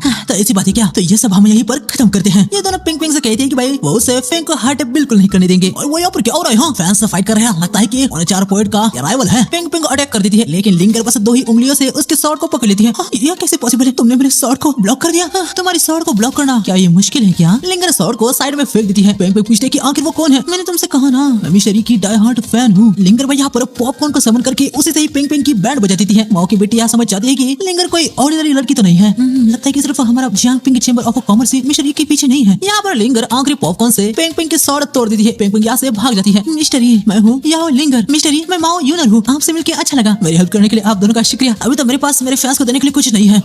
आज रात में योंग पेविलियन में एक छोटी सी दावत रखूंगा। प्लीज तुम दोनों आ जाना। इनको तो भाई फेंग के पास ही आना था। इस मौके को देख के दोनों फटाक से हाँ कहती है। आगे हमें काफी देर बाद दिखाया जाता है फेंग अपने स्टोरेज रूम में कार्ड्स को ढूंढ रहा था। हालांकि उसे एक पत्थर मिल जाता है, वो उसे फेंक देता है। लेकिन हम देखते हैं कि इस वजह से इधर की एक सील टूट जाती है। खैर फेंग को कार्ड्स मिल गए होते हैं तो वो बाहर आ जाता है। ओए क्वीन, आज मैं डिनर बाहर ही करने वाला हूँ, तो मेरे लिए डिनर मत बनाना। भाई साहब, मैंने काफी दिनों से फाइट द लैंडलॉर्ड नहीं खेला, आज तो मजा आ जाएगा। मास्टर, फाइट द लैंडलॉर्ड में मजा आता है क्या? अरे बिल्कुल, ये कोई सिंपल गेम नहीं है बच्चू, ये तो ह्यूमन नेचर का गेम है, दोस्त के दिल से दिल तक जुड़ने का गेम है। हालांकि तुम अभी छोटे बच्चे हो, आइडल्स की दुनिया तुम्हें समझ नहीं आएगी। एक्चुअली मास्टर, मुझे थोड़ा बहुत पता है। भाई ऐसा सीन होता है कि क्वीन को ये गेम मतलब बंदा और बंदी के बीच में टपाटप मालूम ना। खैर फेंग अपने काम के लिए निकल पड़ता है। तभी वांग काई को इधर स्टोर रूम से बहुत ही भयंकर ऑरा दिखता है। इसके बाद हमें जैंग पिंग चेंबर में दिखाया जाता है, जहाँ पर यूनर अपने बापू को बताती है कि उसने और एक दूसरी लड़की ने फेंग को आज बचाया। तो फेंग ने इनके लिए दावत रखी है। फादर, वो जो लड़की थी ना, वो भी एक कल्टीवेटर है, उसका कल्टीवेशन लो नहीं है। अब ये फेंग को देखा जाए तो कोई हैरानी की बात नहीं है कि कल्टीवेटर्स उसके क्लोज जाने का ट्राई नहीं करेंगे। मैंने सुना है कि हाल के हुए सेक्टर वार के पीछे भी वही था। उस वुमेन ने फाइट करते समय अपने स्पिरिचुअल पावर को काफी हद तक हाइड कर दिया था। लगता है कि वो भी मिशनरी से कुछ चाहती है, लेकिन मुझे ये पता नहीं है कि आखिर वो क्या चाहती है। इसी समय हमें इधर जुआनो सेक्ट में भी दिखाया जाता है। लिंगर ने भी सेम जुआनो को बता दिया होता है कि Jiang ping chamber of commerce की बेटी मिस्टर ई के पीछे है। मास्टर, जियांग पिंग सिटी के सारे लोग उसे जानते हैं। मैं चेंबर में उसके बारे में पूछने के लिए गई थी। वो दिखने में इनोसेंट है। एक मर्चेंट फैमिली की लड़की भला इनोसेंट कैसे हो सकती है? उसे अंडर एस्टिमेट मत करो। आखिर उस लड़की को ई फेंग से क्या चाहिए इसके बारे में तो मुझे पता नहीं है, लेकिन ये एक हनी ट्रैप है। मैं तुम्हें ये दे रहा हूँ, आशा करता हूँ कि तुम मुझे ब्लेम नहीं करोगी। स्प्रिंग फ्लावर पाउडर इसे मॉर्टल्स ने बनाया है। कभी कभी कमाल की चीजें बना देते हैं। क्या ये फर्क पड़ता है कि उस फेंग का कल्टीवेशन कितना भी हाई लेवल का हो, लेकिन डिजायर्स और इमोशंस लिविंग बीइंग्स की कमजोरी होती ही है। ये जो पाउडर है ना, इससे इंसान को वर्क करने का बहुत ही ज्यादा मन होने लगता है।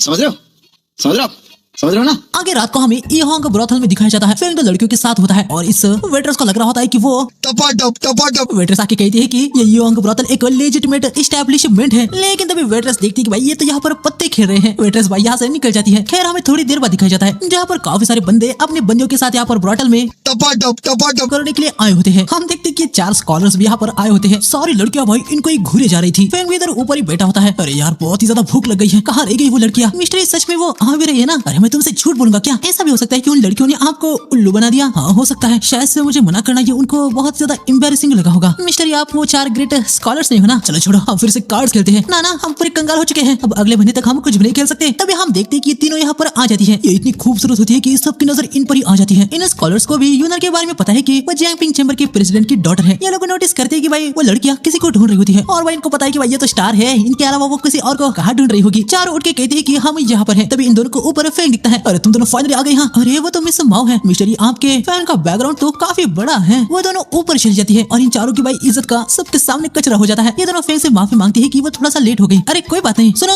हमारे लिए खाना अरेंज करो। ठीक है मिस्टर, अब आपकी लड़कियां आ गई है तो हम आपको परेशान नहीं करेंगे। अगली बार आप फिर से आएंगे तो हम फिर से डिजाओ खेलेंगे। हाँ बिल्कुल। लिंगर पूछते कि वो दोनों कौन है। फेंग बताता है कि वो उसकी पहचान की लड़कियां हैं। वो यहाँ पर आता रहता है और उसके साथ डो डिजाओ खेलता रहता है। ये तीनों अंदर चले जाते हैं। ये सभी इनको ही देख रहे होते हैं। खैर यहाँ पर अंदर यूनर पूछते हैं कि ये डाओ डिजाओ क्या है। फेंग बताता है कि ये एक इंटेलेक्चुअल गेम है, अगर वो इंटरेस्टेड है तो फेंग उनको सिखा देगा। हाँ सर, आपको वो मुझे गेम सीखना ही होगा। वो नली डीमन कही कि हमेशा मुझे ओवरटेक करने का क्यों ट्राई करती है। सर प्लीज, आपको पहले वो गेम मुझे सिखाना होगा। ये दोनों ही भाई फेंग को खींचने लगते हैं और बार बार कहने लगते हैं कि पहले मुझे सिखाओ। फेंग दोनों को ही रोकता है और कहता है कि वो दोनों को एक साथ ही सिखा देगा, लेकिन पहले वो खाना खाते हैं। फेंग बाहर आके वेटर से चिल्ला के कहता है कि भाई जल्दी से खाना लेके आ। यहाँ पर इन चारों ने पहचान लिया होता है कि फेंग तो भाई वही नॉवेल का ऑथर है। ये चारों यहाँ पर सोच रहे होते हैं कि क्या नॉवेल्स पोएम से पॉपुलर होती है क्या? दोनों को एक साथ सिखाएंगे। मिस्टर, ये तो बड़े प्ले बॉय निकले। मिस माओ, अगर आप खेलना नहीं चाहती हो तो यहाँ से जा सकती हो। हाँ, क्या तुम भूल गई? हाँ, हमने हमारी एबिलिटी पर रिलाई होने के लिए एग्री किया था। तुमने सोच भी कैसे लिया कि मैं जाऊंगी? हाँ, मिस माओ, आप कुछ ज्यादा ही कॉन्फिडेंट हो। हमें हल्का सा एक पास्ट का सीन दिखाया जाता है, जहाँ पर यूनर फेंग के पास आ रही थी। तभी यूनर यहाँ पर सेंस करती है कि कुछ तो गड़बड़ है। यूनर अपने ड्राइवर को कैरेज को रोक के जाने को कहती है। ओए, जो तुम्हें कहना है अभी कहो। स्नीकी होने की कोई भी जरूरत नहीं है। मेरे मास्टर सही थे। मॉडल के पास काफी सारी ट्रिक्स होती है। वैसे तुम्हारा भाई तुम्हारी तरह पर्सपेक्टिव नहीं है। तुम जुआनो सेक्स से हो, है ना? तुम्हें कैसे पता चला? तुमने डिनाई नहीं किया किया कि तुम एक कल्टीवेटर हो। तो मेरे फादर ने मुझसे कहा कि मिस्टर ई ने सेक्ट वॉर में इंटरफेयर किया था। तो तुमने ऐसा क्यों नहीं सोचा कि मैं किंशान सेक्ट से हूँ? वो विनर थे, विनर बना वुमेन को बेट की तरह क्यों भी बेचेंगे? जुआनो सेक्ट ही ऐसा करेगा जैसे कि हम भी कर रहे हैं। मिस्टर ई से मिलने से पहले मैंने सोचा था कि मैं तुमसे छुटकारा पा लूं, लेकिन तुम अलग हो। तो आज रात के लिए तुम्हारी प्लान्स क्या है? हाँ, यहाँ ब्रॉटल में हम अपनी एबिलिटीज पर डिपेंड रहेंगे, ठीक है?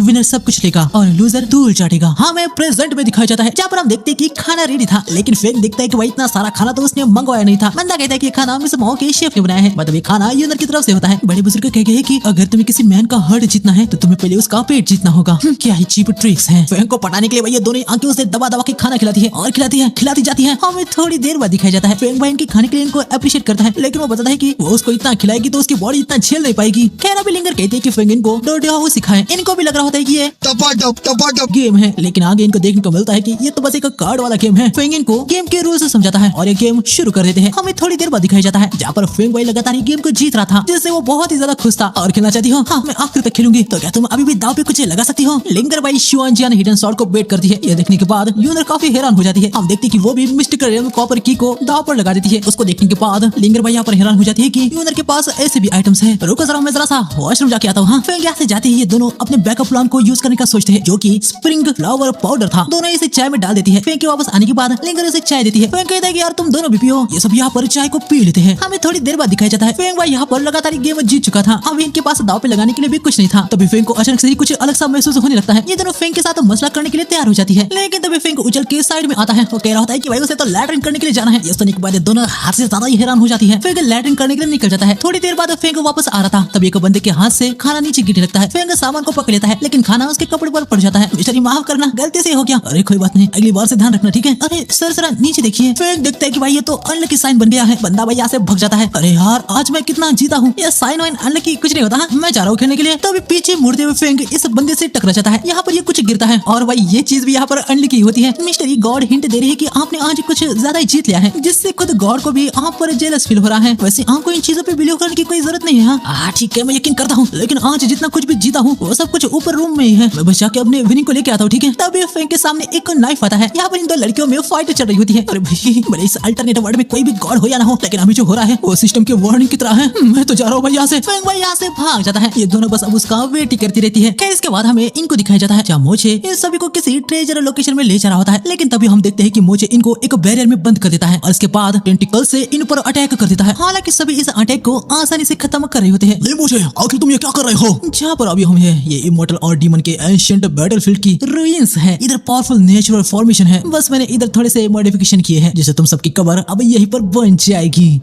तुम्हारे सपने में वो जंग होली लाइट स्ट्राइक का यूज करता है, लेकिन मोचे को पता था कि वो जंग ऐसा ही कुछ कर सकता है। उसने ऑलरेडी इसकी तैयारी करके रखी थी। मोचे टियान शुआन शॉडल इसका यूज करके वो के वेपन को ही गायब कर देता है और होली लाइट स्ट्राइक भी यहाँ पर वैनिश हो जाती है। मेरे बैरियर में तुम लोग की पावर बस 10% से भी कम है। आखिर तुम ये सब कर क्यों रहे हो? मैंने तुमसे कहा था ना कि मैं तुम्हें यहाँ पर एक ट्रेजर हंट के लिए लेके आया हूँ, लेकिन बेवकूफ हो, कोई भी ट्रेजर भला मिस्टर ई के मार्शल हॉल के ब्रिक के भी बराबर नहीं है। और वैसे मिस्टर ई अपने आप में ही बहुत ही प्रीशियस है। ये मोश है, तुम्हें पता होगा कि मिस्टर ई हेवन के गॉड जैसा है। तुम उनके सामने धूल के कण के बराबर भी नहीं हो। तुमने मुझे कुछ ज्यादा ही अंडर एस्टिमेट कर लिया। क्या तुम जानते हो कि कल कौन सा दिन है? कल एग्जैक्टली कल जियांगटियान कॉन्टिनेंट में 5000 साल में एक बार आने वाला in year, in month, in day और इन आवर है।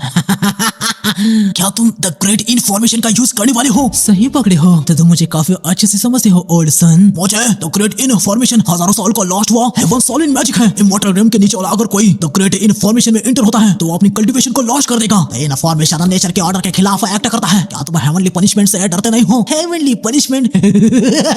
मेरा फेट मेरे हाथों में है, हेवंस के नहीं। और मैंने उस लक स्टीलिंग मैजिक से और भी ज्यादा इनहेंस कर दिया है। और अभी मैं मिस्टर ई की कल्टीवेशन को भी चुरा लूंगा। उसका यूज करके मैं अपनी पावर्स को बढ़ा के इमॉर्टिलिटी हासिल करूंगा। वो अपने घमंड में पागल हो चुका है। भलाई मैं मर जाता हूँ, लेकिन इसके बारे में मुझे मास्टर को वार्न करना होगा। लेकिन मोचे वुजांग के सीने पर अटैक कर देता है। मोचे ने वुजांग के डेंटिया को डिस्ट्रॉय कर दिया होता है, मतलब वो चीज जो कल्टीवेटर का कोर होता है। डेंटिया में उनकी सारी स्पिरिचुअल एनर्जी होती है। इसके बाद अगले दिन हमें मार्शल आर्ट में दिखाया जाता है, जहाँ पर वांग को इस रूम से हद से ज्यादा ही डार्क ऑरा आते हुए दिख रहा था। बेचारा वो बहुत ही ज्यादा पैनिक हो चुका था। तभी दरवाजा ओपन होकर कोई आने लगता है। वांग डर के मारे जमीन में अपना सर घुसा देता है। तभी फेंग यहाँ पर आता है। वो वांग के लिए खाना लेके आया था। वांग यहाँ पर बहुत ज्यादा खुश हो जाता है कि भाई फेंग यहाँ पर आ गया है। तभी दरवाजा ओपन हो जाता है। वांग काई की फट के हाथों में आ जाती है। अरे वो नल्ला फिर से बाहर क्यों आ गया? हम देखते कि भाई ये तो हड्डी है, दिखने में ये चुटकुला सा लगता है लेकिन एक्चुअली में ये बहुत ही ज्यादा पावरफुल भी होता है। अरे बाप रे, ये औरत तो मार्शल एंसेस्टर, मार्शल वेनरेबल या मार्शल एम्परर का है। वांग काई भाई यहाँ पर बेहोश हो जाता है। फेंग फेंग, हेलो फेंग, क्या कहा तुमने मुझे? मेरा मतलब मास्टर। आते ही तूने यहाँ पर मेरे डॉग को बेहोश कर दिया। हड्डी भाई वांग काई के पास आता है। वांग काई को होश आ जाता है। हड्डी उसे कहता है कि ओए बेहोश मत होइयो, लेकिन वांग काई बेहोश हो जाता है। फेंग हड्डी को किक जड़ के उसे बाजू में पटक देता है। अबे नल्ले काई के, तुझे पता भी है तू कितना मरा हुआ दिखता है? डॉग के पास जाने की वजह से वो तुमसे और भी ज्यादा डर गया। अरे यार मैं जानता हूँ कि वो सिस्टम वाला अंकल कुछ ठीक नहीं था। उस नल्ले ने मुझे गिफ्ट बॉक्स और कुछ आइटम्स दिए जिससे तुम्हारे जैसा कचरा हो गया जो बस मुझे परेशान करते रहते हैं। फेंग भाई यहाँ पर हड्डी की अच्छे से कुटाई करता है। अरे मेरे बाप रे, वो कम से कम एक इमॉर्टल है और मास्टर उसकी ऐसे कुटाई करे हैं। ओए सच बता कि तू सील वेट से बाहर कैसे आया? मास्टर आपने ही तो तालिस्मान तोड़ दिया था। सही उंगली दिखा रहा है क्या? वेट में सील होने से तू अनहैप्पी था? हाँ? अरे मास्टर ये मिसअंडरस्टैंडिंग है। ओए मैं तुझे वार्न कर रहा हूँ, यहाँ पर मास्टर हूँ, मेरे डिसाइपल के साथ कुछ गड़बड़ मत करियो। हाँ जी, ये लो कपड़े पहनो। मार्शल हॉल में गेस्ट आने वाले हैं। आगे हम देखते कि यहाँ पर डार्क क्लाउड हो जाते हैं। मोश यहाँ पर बिग डी पर 8 डायरेक्शन एयर का यूज करके पूरे जियांगपिंग पर एक बैरल लगा देता है। यहाँ पर बारिश होने लगती है। इसके बाद मोश यहाँ पर फेंग के पास आता है। बारिश आने वाली होती है तो फेंग भाई अपने कपड़े निकाल रहा था। हड्डी भी यहाँ पर छत के ऊपर सोया हुआ था। तभी उसकी नींद खुलती है। हड्डी को मोश दिखता है। वो सोच रहा होता है कि क्या वो कोई गेस्ट है। मोश यहाँ पर इन एंड अल्टर सन मून ऑर्नोवेट का यूज करके गैलेक्सी फ्लो बैकयार्ड टियानियन ग्रैंड एरे को ओपन करता है, जिससे इधर पे भी पूरा एक बैरल जैसा कुछ लग जाता है। ओह, टियानियन गार्ड एरे, मतलब कि वो कोई गेस्ट नहीं है बल्कि हमारा दुश्मन है। वांग काई को भी यहाँ पर एक स्ट्रॉन्ग किलिंग इंटेंट सेंस हो गया था। वो फेंग को भोंक भोंक के इशारा करने लगता है। मिस्टर फेंग, मेरे एरे से तुम्हारा कल्टीवेशन अभी बंद है। बिना कल्टीवेशन के तुम कुछ भी नहीं हो। मोशे टियानशा स्वॉर्ड से फेंग पर अटैक करता है, लेकिन इससे कद भी कुछ नहीं होता। वो स्वॉर्ड फेंग के अंदर एब्जॉर्ब हो जाती है, जो देखने के बाद मोशे यहाँ पर हद से ज्यादा चौंक जाता है। और उसने टियानशा स्वॉर्ड को एब्जॉर्ब कर लिया। ओह, अभी मैं समझा। टियानियन ग्रैंड एरे से उसका बस कल्टीवेशन सील हो गया है, उसकी फिजिकल डिफेंस अभी भी है। मिस्टर ई, तुम्हें चैलेंज करना इंटरेस्टिंग होगा, अब जरा इसे चखो। मोशे अपने डेडली गू बग से फेंग पर अटैक करता है। मेरे इस बग के सामने सारी डिफेंस बेकार है, लेकिन फेंग इसे मसल देता है, जो देखने के बाद मोशे हद से ज्यादा हैरान रह जाता है। ये कैसे हो सकता है? उसने बस एक स्लैश में उसे मसल दिया। लेजेंडरी गू इंसेक्ट के पास इनडिस्ट्रक्टेबल बॉडी है। तभी उसे इंसेक्ट का असर खुद मोशे पे होने लगता है। तभी मोशे को उजाओं की बात याद आने लगती है कि ये एरे नेचर के ऑर्डर के खिलाफ है। मोशे डर के मारे यहाँ से भागने लगता है। एरे और बैरियर हट जाता है। तभी हम देखते कि हड्डी मोशे का पीछा करता है। क्या इनक्रेडिबल स्पीड है। फेंग का तो नहीं लग रहा है। कौन हो तुम? मोशे हड्डी पर अटैक करता है। तभी इधर बाजू में हमें एक बापू को दिखाया जाता है, जिसने सेंस कर लिया होता है कि एक्सपर्ट फाइट कर रहे हैं। बापू उनकी फाइट देखने के लिए यहाँ पर आ जाता है। हड्डी यहाँ पर एक किक मार के मोशे को नीचे गिरा दिया होता है। क्या तुम ये फेंग हो? मैं तो बस उनका सर्वेंट हूँ। एक मार्शल एंसेस्टर को तुमने एक मुंह से ही किल कर दिया और तुम बस उसके सर्वेंट हो। क्या ये फेंग लेजेंडरी इमॉर्टल है? मैं तुम्हें एक सीक्रेट बताता हूँ, मेरे मास्टर इमॉर्टल नहीं, वो एक गॉड है।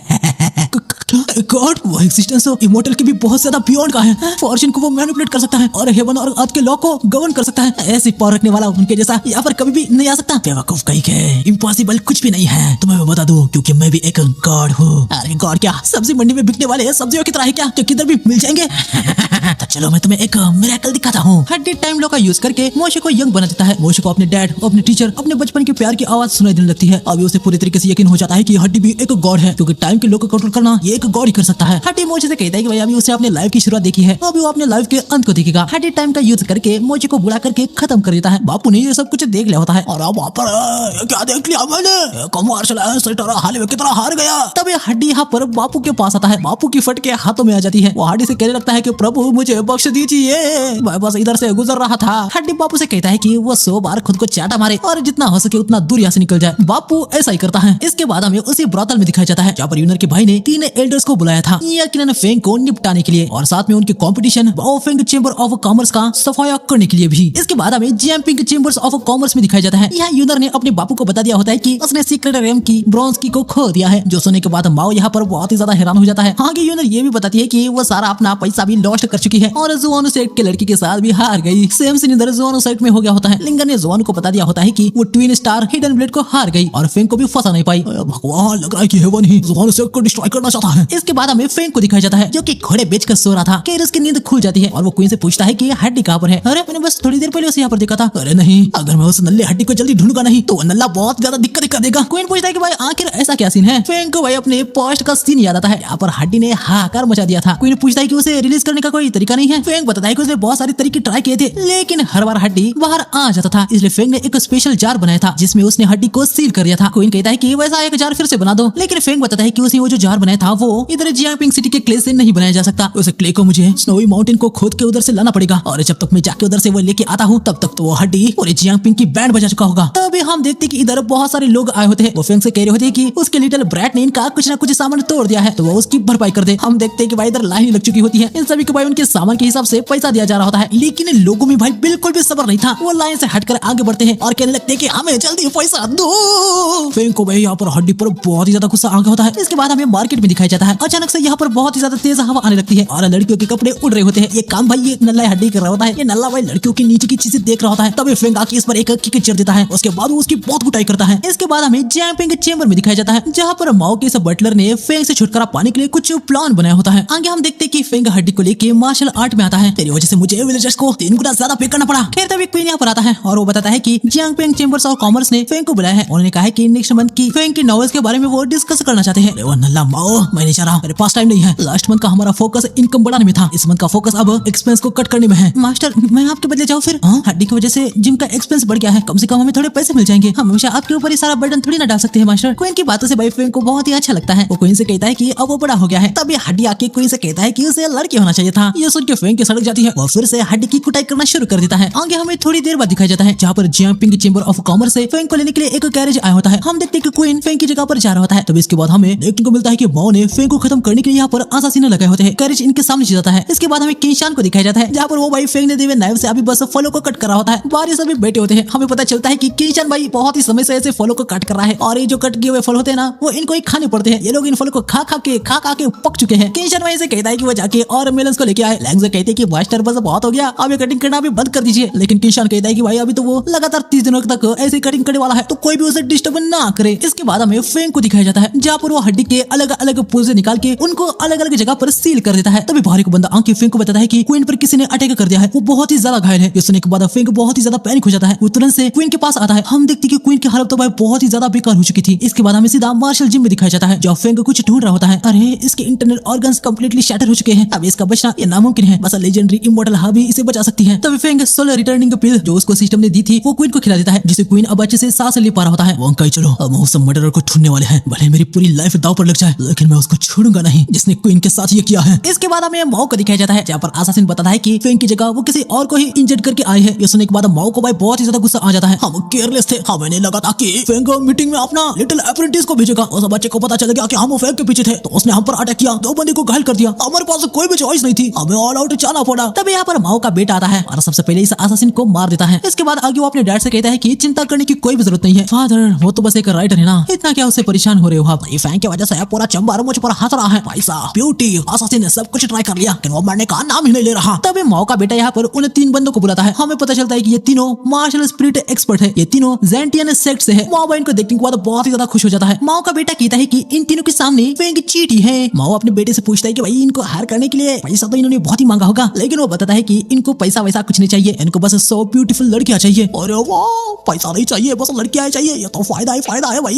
इसके बाद हमें फेंग को दिखाया जाता है जो यहाँ पर इनके पास आए होते हैं। फेंग इनसे सीरियसली बात करता है कि किसी को ढूंढने के लिए उसको उनकी हेल्प चाहिए। इन समझ जाता है कि मामला बहुत ही ज्यादा सीरियस है। आगे हमें रात का सीन दिखाया जाता है जहाँ माओ ने इनके लिए भाई लड़कियों का इंतजाम कर दिया था। सब यहाँ पर मस्त से एंजॉय कर रहे होते हैं। तभी बटलर आके सभी से कहता है कि उसे एक बहुत ही बड़ी रिपोर्ट पता चली है, पूरा माओ फेंग चेंबर इन पर अटैक करने वाले हैं। ये सुनने के बाद माओ भाई पैनिक हो जाता है, लेकिन एल्डर कहता है कि चिंता करने की क्या बात है, जब तक वो है चिंता की कोई भी बात नहीं है। माओ कहता है कि माओ फेंग के किंशान सेक्ट के साथ अच्छे संबंध है, वो पक्का किंशान सेक्ट के साथ ही हमला करेंगे, इसलिए वो थोड़ा सा डरा हुआ है। अरे उसे थर्ड रेट सेक्ट से डरने की क्या ही बात है। हाँ, निशान सेक्ट एक मामूली राइटर के लिए नाशा के टॉप सेक्ट से भिड़ेगा नहीं, और अगर वो ऐसा करते भी है तो हम उसे देख लेंगे। अरे वाह भाई, ये तो एक तीर से 2 निशाने हो गए। माओ सभी को फिर से एंजॉय करने को कहता है। इसके बाद हमें किंशान सेक्ट में दिखाया जाता है जहाँ पर इन आके इनको फेंग का सारा मसला बता देता है। लैंग तुरंत ये बात किंशान को बताती है और यकीनन फेंग की हेल्प करनी है। ये सुनते ही किंशान फटाक से बाहर आ जाता है। थोड़ी देर बाद हम देखते हैं कि किंशान अपने सारे डिसाइपल को जमा करता है और ये सभी लोग जियांगपिंग चेंबर ऑफ कॉमर्स की तरफ अटैक करने के लिए निकल पड़ते हैं। यहाँ पर बटलर फिर से माओ को बताता है कि किंशान सेक्ट वाले अटैक करने के लिए आ चुके हैं, लेकिन माओ भाई पूरा नशे में था। प्रेसिडेंट माओ, आपका बंदा हमें कुछ ज्यादा ही अंडर एस्टिमेट कर रहा है।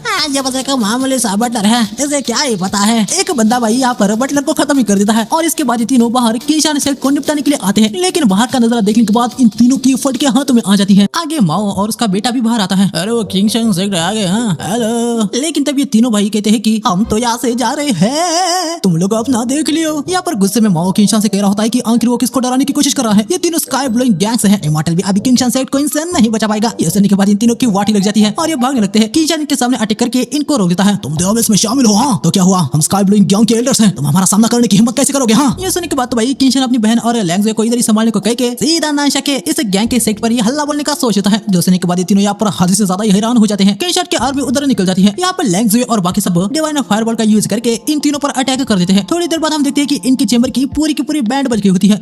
बैठक के लिए इतना कुछ आखिर तुम्हें क्या चाहिए? मेरी बात सुनो, ये सब कुछ इस बुढ़ाऊ ने क्या है? मेरे इसमें कोई भी गलती नहीं है, मेरा कुछ भी लेना देना नहीं है। अबे मैं तेरा बाप हूँ। ज़ोयो ने माओ को बताती है कि उसकी सबसे बड़ी गलती यह है कि उसने फेंग को पहचाना नहीं। माओ को अभी खुद पर बहुत ही ज्यादा रिग्रेट हो रहा होता है। इसके बाद हम सीधा देखते हैं कि इन्होंने इन दोनों को यहाँ पर मार्शल आर्ट जिम में लाया होता है। मिस्टरी, हमने क्वीन के गुनहगार को पकड़ के लाया है। फेंग अंदर से बड़े गुस्से में आता है। मिस्टरी, सारे ऑर्डर मैंने दिए हैं, मैं गिल्टी हूँ, इसमें मेरे बेटे का कोई भी हाथ नहीं है। फेंग भाई गुस्से में सौर निकलता है। माओ से कहता है कि वो चाहे तो उसे खत्म कर दे, लेकिन वो उसके बेटे को बख्श दे। हाँ ये सब कुछ बापू की गलती है, मेरा कुछ भी लेना देना नहीं है। तुम्हारा बेटा इनोसेंट है। हाँ मेरा डिसाइबल भी इनोसेंट ही था। फेंग माओ को खत्म करने वाला होता है। तभी योनर यहाँ पर आके उसे रोकती है और कहती है कि प्लीज उसके फादर और ब्रदर की लाइफ को बख्श दीजिए, इसके बदले वो उसके लिए कुछ भी करने के लिए तैयार है। एक लाइफ की कीमत बस तुम्हारा बाप ही चुका सकता है। माओ बात को समझ जाता है। वो जाके एक पत्थर से अपना सर मारता है।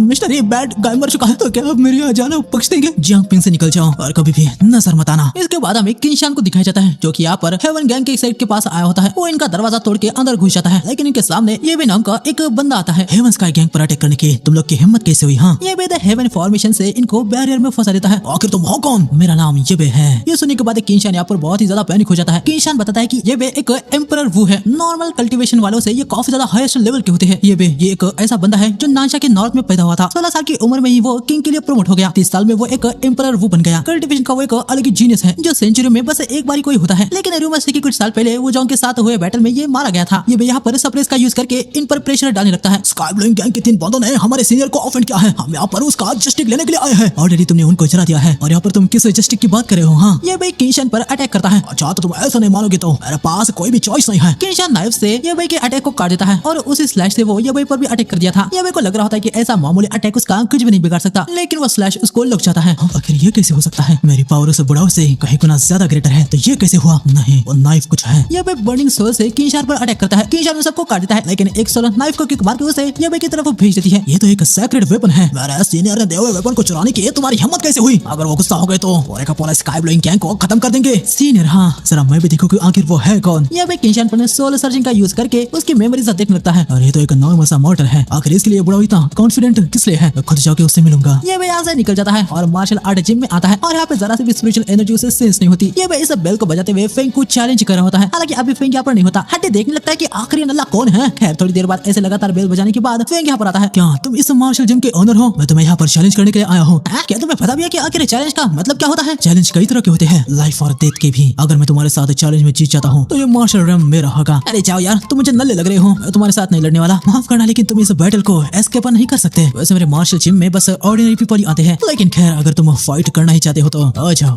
तुमने बास्केट को भी नीचे नहीं रखा, लगता है कि तुम मुझे कुछ ज्यादा ही अंडर एस्टिमेट कर रहे हो। ये भाई फेंग पर पंच करने के लिए आता है, लेकिन वो उसके सारे अटैक को डॉज कर देता है। फेंग अचानक से ये भाई के पीछे आता है। ये भाई अटैक करता है, लेकिन फेंग उसके अटैक को डॉज करके उसके पेट में एक कुसंड मार देता है और इसके बाद उसके थोबड़े पर एक छापड़ मार के उसके मुंह को पकड़ के उसे नीचे पटक देता है। ओके बैटल, अब निकलो यहाँ से। नहीं रुक जाओ, बैटल अभी भी खत्म नहीं हुआ है। ये भाई अपने सोल्स को जमा करने लगता है, लेकिन फेंग आके उसके मुंह पर बास्केट मार के उसे नीचे पटक देता है। अबे नले, तू आप ऐसे खड़ा रह के मार खाने का वेट कर रहा था क्या?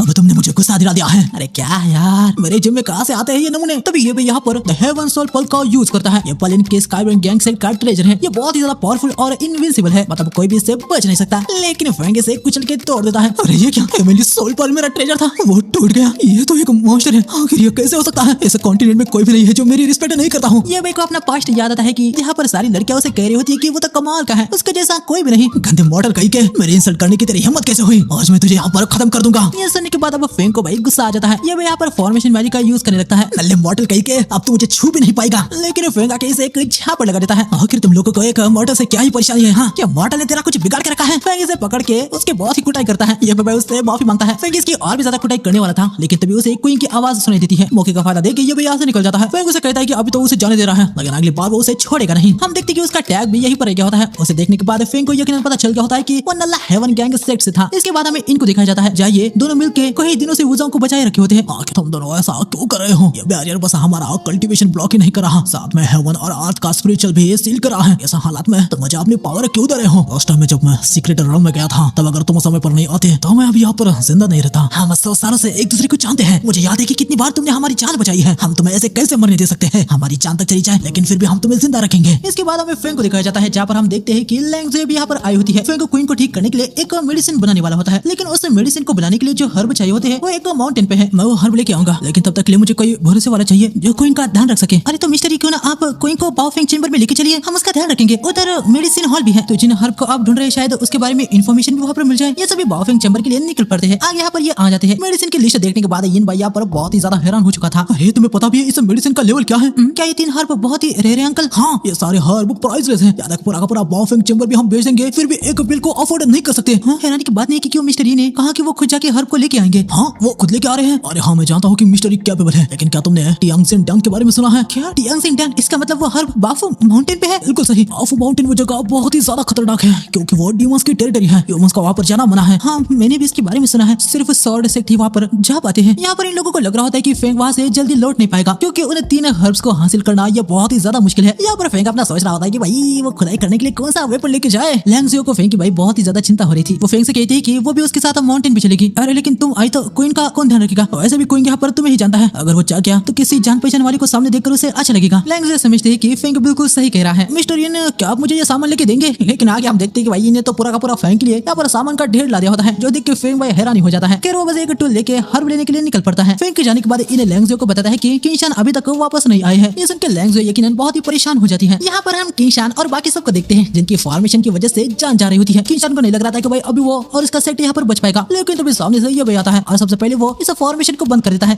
तुम्हें जो करना है वो कर दो, लेकिन मैं किंशान सरेंडर नहीं करने वाला। हेलो किंशान भाई, मेरे से बस मिसअंडरस्टैंडिंग हो गई थी। अरे यार, वो बंदा अभी भी मुझे चैलेंज कर सकता है। बस एक किंशान ये जो मुझे बचा सकता है। लीडर लुक किंशान, चलो मैं आपको जरा सा हमारा सेट दिखाता हूँ। थोड़ी देर बाद हम देखते हैं कि लैंग ज़ुए और यूनर यहाँ पर स्काई ब्लूइंग गैंग का सेट के पास आगे होते हैं, लेकिन इधर गेट के पास ही इनको तो असासिन पकड़ लेते हैं। या अंदर ये मैंने किंशान के लिए भाई दावत का इंतजाम करके रखा होता है। ब्रदर, जो कुछ भी उसके लिए मैं माफी मांगता हूँ, दिल से माफी मांग रहा हूँ मैं। आखिर अचानक से इसका बर्ताव चेंज कैसे हो गया? क्या ये मिस्टर के खिलाफ कुछ करने का सोच तो नहीं रहा? मेरी सिंसियरिटी में आपको अभी प्रूव करके दिखाऊंगा। ये भी उन 3 नल्लों की सोच को लाता है। तीनों ये से कह रहे होते हैं कि मास्टर आपने कहा था कि आप हमारी बॉडी को रिकवर करेंगे। ये भी किंशान को ये rare treasure solar despairing needle दिखाता है और इस नीडल से वो इन तीनों को खत्म कर देता है। लो किंशान, मैंने क्रिमिनल्स को अब पूरा खत्म कर दिया है और ये लीजिए आपका मैजिकल वेपन। ठीक है, अभी आप समझदारी से काम ले रहे हैं, तो हमारे बीच में जो कुछ भी मसला हुआ था वो जा चुका है। इसके बाद ये भी भैया पर 2 कैट वुमन को लाता है, जो किंशान को लुभाने लगती है। किंशान भाई अपने आप को सीरियस रखने की पूरी कोशिश करता है, लेकिन लड़की का चक्कर बाबू भैया किंशान भाई यहाँ पर पिघल जाता है। वो लड़का किंशान के यहाँ पर खातिरदारी करने के लिए उसे ले जा रही होती है। किंशान के जाने के बाद एबे अपने असासिन से कहता है कि किंशान साइड पे वो नजर रखे, देखे कि कोई किंशान साइड को दिक्कत देने का ट्राई कर रहा है। अगर कोई ट्राई कर रहा है तो उसे खत्म कर दिया जाए। असासिन पूछते हैं कि वो तो बस एक मामूली सा किंशान सेक्ट है, उसके लिए इतना करने की क्या जरूरत है? ये भी बताता है कि जरूरत है, क्योंकि इनके लाइफ लाइन का सवाल है। मास्टर, किंशान सेक्ट की 2 डिसाइपल अभी लू किंशान के लिए आई थी। किंशान के लिए? हाँ, उन्हें कोई भी दिक्कत नहीं होनी चाहिए, उनको अंदर लेके आओ। आगे हम देखते हैं कि सारे किंशान सेक्ट वाले यहाँ पर मस्त से दावत का मजा ले रहे होते हैं। ये दोनों भी यहाँ पर आ जाती है और इधर का नजारा देखने के बाद ये पूरी की पूरी हैरान रह चुकी थी।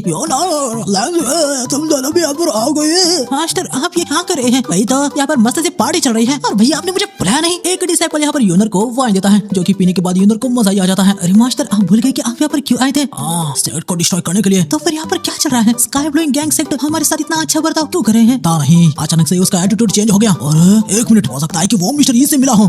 अभी सब कुछ सेंस कर रहा है। मिस्टर यी और क्वीन कैसे हैं? मिस्टर यी ने क्वीन की देखभाल करने के लिए हमें सौंपा है और वो बोफू माउंटेन से हर्ब लेने के लिए गए हैं। बोफू माउंटेन का नाम सुनते किंशान भैया पर बहुत ही ज्यादा डर जाता है। किंशान लैंग ज़ुए से कहता है कि वो पहले यहाँ से जाके क्वीन का ध्यान रखे। वो ये भी क्या चाहता है जान के उधर आ जाएगा। इसके बाद हमें फेंग को दिखाया जाता है, जो कि माउंटेन की ओर निकल चुका था। रास्ते में नॉर्मल यूजफुल लगने वाली सारी हर्ब को उठाता चलता है। तो भी बाजू में हम देखते हैं कि वो लोग हैं। फेंग की उधर नजर पड़ती है, वो उधर की तरफ जा रहा होता है। ये लोग फेंग को कह रहे होते हैं कि वो यहाँ पर ना आए, यहाँ पर एंशिएंट बैटलफील्ड फॉर्मेशन है, यहाँ पर आते ही फेंग की सारी पावर्स लूज हो जाएगी। लेकिन फेंग को इनकी आवाज बिल्कुल भी सुनाई नहीं दे रही होती। अरे वो तो वुज़ोंग और बक सब है, चलो जाके उनको हेलो करता हूँ। फेंग यहाँ पर आ जाता है और ये बैरियर यहाँ से हट जाता है, जो देख के ये दोनों हद से ज्यादा हैरान हो जाते हैं। तुम लोग यहाँ पर क्या कर रहे हो? हाँ, हम यहाँ पर 7 दिनों से बंद थे, आपकी हेल्प के लिए शुक्रिया मिस्टर यी।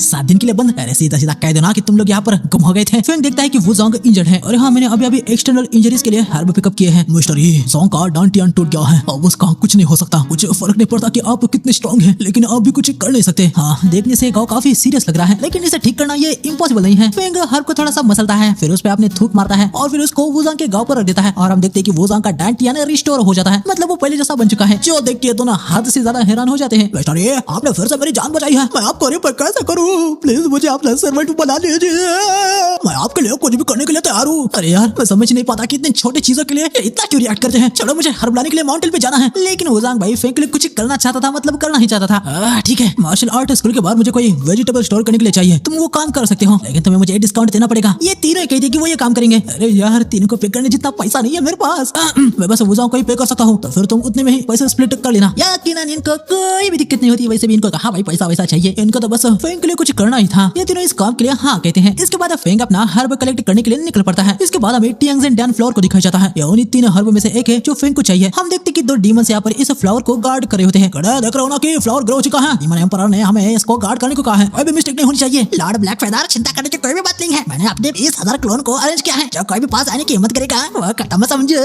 तभी इधर हम फेंग को देखते हैं। अरे यार, ये बहुत ही सारे कीड़े यहाँ पर क्या कर रहे हैं। नल्लो कह के जाओ जाओ। इधर कीड़े की बैंड बज गई होती है। अरे मेरे आधे क्लोन्स खत्म हो गए हैं। हाँ, क्या कहा? तभी कीड़े के बाकी के आधे क्लोन्स भी खत्म हो जाते हैं। हम देखते कि फेंग यहाँ पर फ्लावर के पास आ गया होता है। उसको देख के दोनों यहाँ पर दंग रह जाते हैं। कौवा फेंग को रोकने के लिए आ रहा था, लेकिन फेंग बस उसकी तरफ देखता है और कौवे की यहाँ पर जान निकल जाती है। अरे बेवकूफ, बड़ी यहाँ पर कहाँ से आ गया? क्रो भाई यहाँ पर एक्सट्रीम इविल विंड से फेंग पर अटैक करवाता है, लेकिन फेंग उसे वेपन से मार के नीचे पटक देता है।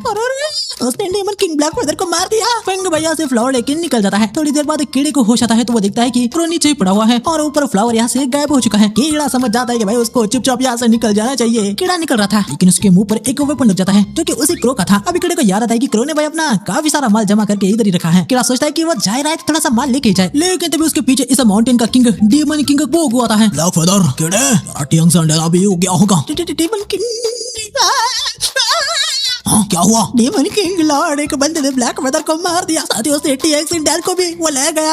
हाँ, क्या कहा तुमने? एक ह्यूमन मेरे टेरिटरी में आके मेरी ये सबसे बेशकीमती चीज ले गया। डीमन किंग बोगो को भाई हाथ से ज्यादा गुस्सा आ जाता है। वो अपने ऑरा को अनलिश करता है। बोगो का साइज बहुत ही ज्यादा बड़ा हो जाता है। उसके पीठ पर काफी सारे डीमन लॉर्ड होते हैं। बोगो सबका बापू जैसा समझो। बोगो सारे डीमन लॉर्ड को ऑर्डर देता है कि 1 घंटे के अंदर फ्लावर के तोड़ने वाली ह्यूमन को वो उसके सामने लेकर आए, वो भी जिंदा। सारे डीमन लॉर्ड्स अब फेंग को ढूंढने के लिए निकल पड़ते हैं। अब तुम क्या करने वाले हो कीड़े? डीमन किंग आपका ब्रेक थ्रू होने वाला है। मैं आपके लिए वाटर मैजिक ग्रास ढूंढने के लिए तैयार हूँ। वो भी टियांगजेन डैन के ट्रेजर के बराबर है। क्या तुम्हें पता है कि वो कहाँ पर है? नहीं, पता तो नहीं है। ये एक सीक्रेट है। मेरे वाटर मैजिक ग्लास को कोई भी नहीं ढूंढ सकता। लेकिन हम देखते कि फेंग ने ढूंढ लिया होता है भाई। फेंग यहाँ पर एक वाटरफॉल के पास आता है और वाटरफॉल के अंदर घुस जाता है। हम देखते हैं कि भाई यहाँ पर एक तो गुफा है। थोड़ा आगे जाने के बाद फेंग को यहाँ पर वाटर मैजिक ग्रास भी मिल जाती है। इसके बाद हमें शॉर्ट सेट के कुछ डिसाइपल को दिखाया जाता है। 3 डीमन किंग इनको घेर लेते हैं, लेकिन इनको कद्दू कुछ पता नहीं है कि फेंग कौन है, तो इनको लग रहा होता है कि इन्होंने वो फ्लावर लिया होगा। एक डीमन किंग अपनी पावर का यूज करके इन सबको बेहोश कर देता है और तीनों इन सबको लेके बोगो के पास जा रहे होते हैं। हालांकि एक डिसाइपल मैजिक का यूज करके शॉर्ट सेट में मैसेज भेज देता है कि शॉर्ट सेट खतरे में है। इसके बाद हमें फिर से इधर दिखाया जाता है। हम देखते कि बोगो कीड़े को लेके इधर ही आया होता है। ये वाटरफॉल कोई मामूली जगह नहीं है, सिर्फ डीमन किंग बोगो ही इस स्पेस को चीर के अंदर आ सकता है। यकीनन फेंग को छोड़ के भाई, क्योंकि वो अलग ही लेवल का बंदा है।